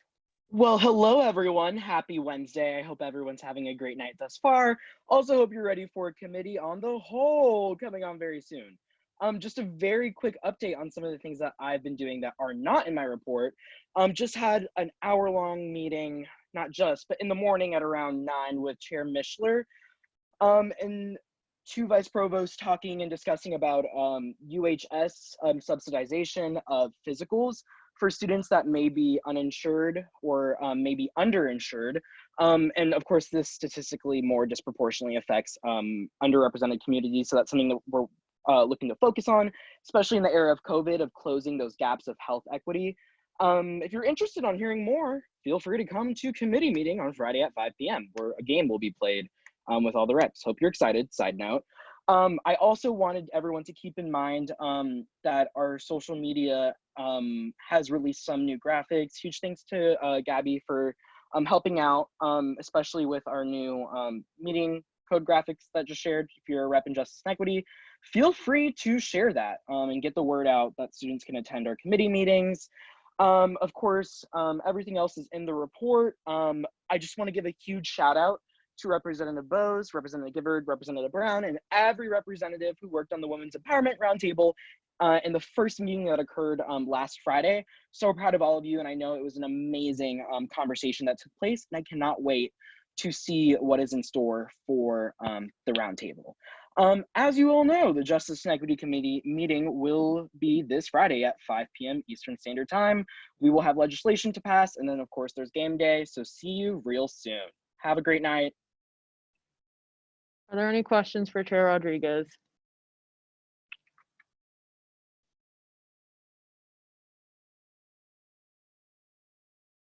All right, seeing none, we'll now move on to the Committee on Student Life. I know that Chair Mishler is not here, but is there anyone to give her report? If not, I'll just keep moving on. I believe Steven does, I think. Maybe not. Yeah, she sent me a report. I wasn't sure if she wanted me to go over or just to send it out afterwards, but I can definitely just read it. She says, hello 15th, quick and to the point updates via our incredible speaker from Adeline. Thanks, Adeline. Number one, she met with the Executive Director of Career Services to talk about some gaps in services and push for some additional resources for students during this time. They were super receptive and were on their way to implementation. Resolution coming soon. Two, she met with a sampling of admin today to discuss student insurance. Chair Rodriguez and her have so many big dreams for services for students. We're finding the right offices and partnering accordingly. Three, she says, please go to the teams to complete what is necessary for committee this week. Reminder that we will not meet via Zoom. Details and teams for the Student Life Committee, I'm assuming. Number four, I've spent the week creating out detailed sheets for us to collaborate over some of our newer projects. If you're on those projects or would like to be, please collaborate via Teams on those relevant docs. Please complete this by Friday at midnight. And number five, if you're a new member and looking to be part of the magic of bettering student life through the Student Life Committee, let's get you set. Please reach out. You can contact me through the speaker of the, you can get my contact through the speaker of the UPUA or the contact sheet. And for newer members, I'll reach out to you to check in about the committee. So yeah. All right, and I'm gonna skip the question period simply because Chair Mishler isn't here. And with that, we'll move to comments for the good of the order. My only reminder is that there is a committee of the whole right after this, so please go to the Zoom link that Speaker Zong will be sending out in the Microsoft Teams of General Assembly. It is an important discussion, but that's one thing I want to reiterate before, because I don't know where else I would say that. But Representative Clipstein.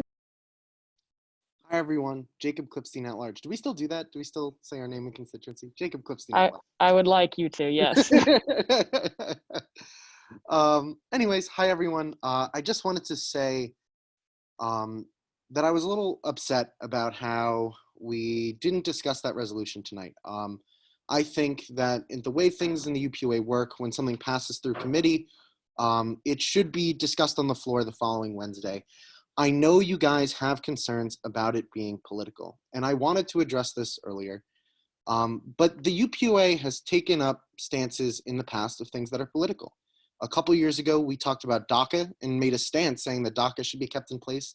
Last year, we condemned speakers who were spouting hateful and vile things on our campus. The issue when we're talking about these things is not so much political as it is partisan, right? We do not want to pick a side. We don't want to endorse candidates, right? And I think I truly wrote the best resolution for you all that was nonpartisan. if you really read through the resolution, there's nothing about Democrats, Republicans, Trump, Biden. There's none of that in there. It is just a resolution about why this is in the best interest of students and why we should have this campaign.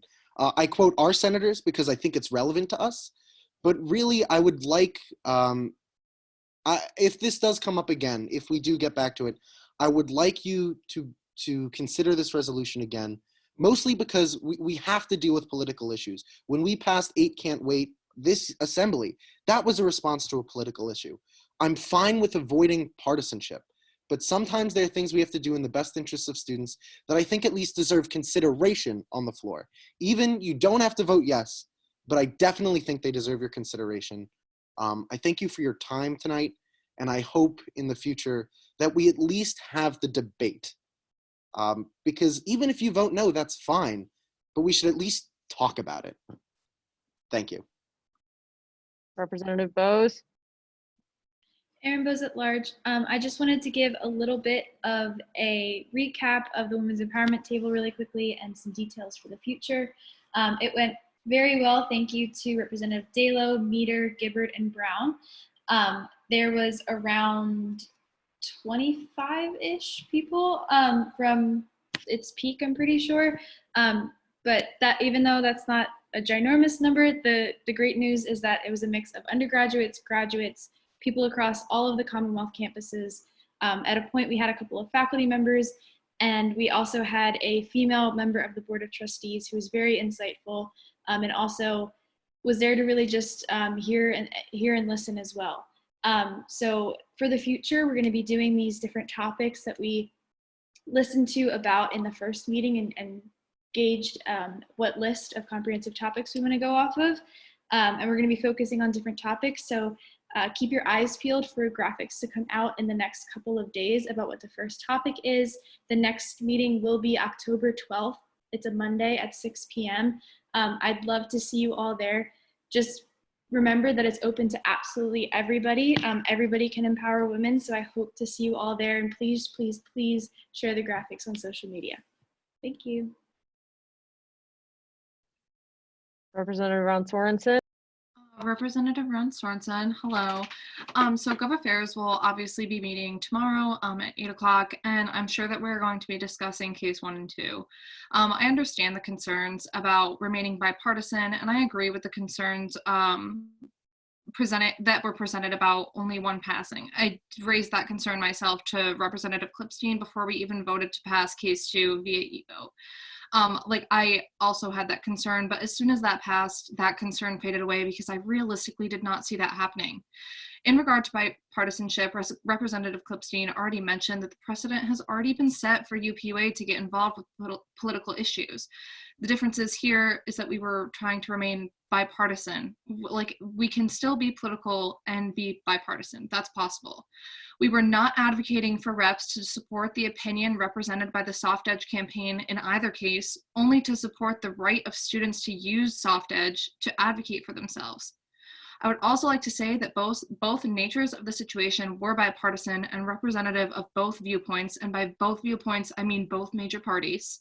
I personally was going to vote yes on case 2 despite my disagreement with the sentiment presented, because I believe in giving that opportunity to students, and I think it's apolitical. With these concerns, I do appreciate the advice from steering and other representatives, and I will be taking them into consideration, and I will be working to make sure that this resolution works the best for the assembly. So I really encourage anyone not to hesitate to reach out with any advice or concerns regarding case 1 and 2.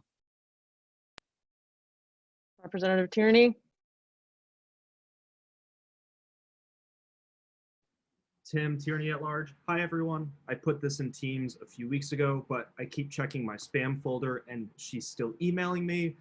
For those of you who do not know, there is a group called the Campus Leadership Project. And the Campus Leadership Project is a quote-unquote nonprofit, which is run by Turning Point USA, a organization in which we condemned last year, or at least the speakers they brought to campus. What they do is they give you training and or monetary benefits in order to go through classes to try and bring conservative leadership into student governments across the country. Be very careful about dealing with these people. In the UPUA elections code, it says that if you take any help from a non-University Park undergraduate student, you could be removed from your office and removed from the ballot. So be very, very careful. There were reps in the 14th Assembly that used them. Please do not make that mistake in the 15th. All right, Representative Reynolds. Thank you. So I will agree with Representatives Brown, Sorensen, and Clipstein that it would have been nice to have at least a discussion involving the full assembly, although I will have to disagree with Representative Clipstein on the point that case one was initially a non-partisan thing. I feel that it is unfortunate that the way politics works, almost everything involving elections is inherently partisan, but I will say that in making it bipartisan, I felt substantially better. And as Representative Brown Sorensen said, I would have, if they were brought to the floor tonight, voted in favor of both of them. And the main reason for this was, as Representative Brown Sorensen brought up, we do have this advocacy platform, and allowing students to use it, if we present them the freedom of choice to use it however they wish, I feel that it, for the most part, dismisses concerns of the political attitudes of the UPUA, as long as we ourselves make it very clear in the resolutions that we are not supporting one or the other, but we are merely providing an opportunity for advocacy. So I will say, I look forward to working with the other members of the Governmental Affairs Committee and anybody else who's interested in refining the approach with this moving forward. And I do respect the decision tonight. My motive in introducing case two was purely to make sure that if we did pass case one, that students did have the freedom of choice for advocacy in this. And so I appreciate Representative Brown Sorensen's support of that. Representative McColgan. Yeah, this is something that we can definitely get into in committee of the whole, but relates to the two resolutions we voted on tonight. I appreciate all the work that Alyssa and Joseph and the rest of the PSU Votes Fellows put into writing those resolutions and getting that work done in the Department of Civic Engagement. In the future, though, I'd appreciate a bit more transparency and communication between executive departments and legislative committees. Just because it was kind of brought last minute, didn't get a lot of input from governmental affairs reps or from student affair or academic affair reps. So that's something that we need to talk about for sure, but keep that in mind. Representative Lascazzo. Ryan Lascazzo, Line Pride Representative. Two things, one minor. The Center for Sexual and Gender Diversity changed their hours, so now it's uniformly 9 to 4, Monday through Friday. In case you ever go there, that's in the hub. And then the other thing is talking about case one, as I was one of the co-sponsors on that. I do take the opinion that there is a non-partisan view of it, just like Representative Clipstein. I'm not sure if it was my personal view of it I don't think was personally completely shown in the legislation. So in order to more accurately depict what I think, I'll be proposing some minor amendments to it. My main reason for supporting it is the idea of generally when there's major vacancies, there's a lot more civic engagement, and keeping the Supreme Court position open, advocating for keeping it open, is essentially helping us advocate for civic engagement among students and helping them become more civically engaged. And that's why I supported it. And I will be hopefully within the next day proposing some minor amendments to add something along those lines to it. Representative Robertson. Hi, everyone. If I'm the last person to go, I guess we'll end on sort of like a more wholesome note. I just wanted to express that I'm like constantly inspired and motivated by all of you who manage classes, jobs, UPUA, other commitments, all concurrently and amazingly. We're all just kind of struggling out here, working our way through midterms. Times are stressful, but it's really great to have this network of hardworking students to think about when at least like I'm feeling overwhelmed. And yeah, this organization, sometimes incredibly rewarding. I'm really glad the PSU Votes Fellows resolutions passed tonight. I also just wanted to put on your radar again, I know Chair Doherty mentioned it in his report, but the Lieutenant Governor event is tomorrow from 6 to 7 p.m. The flyer was dropped in the group me, but I'll share it in Teams as well, I guess during committee of the whole. If you could just definitely repost it, share it with your constituencies, any group me students who you think might be interested. I think it's going to be a really great event. Yeah, and then just a few other key deadlines just to keep on your radar. October 13th is the deadline to register to vote. So if you changed your address, if you're at your house, you want to vote at home, wherever, whatever your situation is, just keep that date in mind. Try to get your voter registration in before then. And then I believe October 27th is the last day to request your absentee ballot. So if you're planning on voting by mail, I know Jacob talked about it earlier as well. Definitely send that request in as soon as possible. So yeah, I will see you all in committee for the whole. And with that, are there any other comments for the good of the order?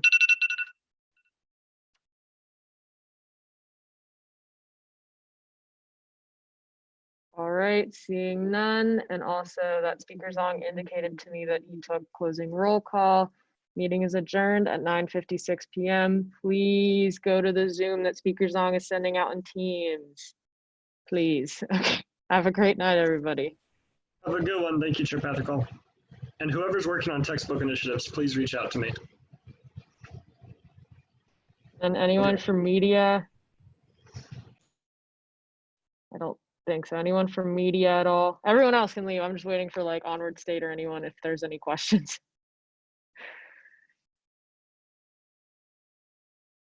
I think we're good. All right. Well, bye everybody. Have a good night.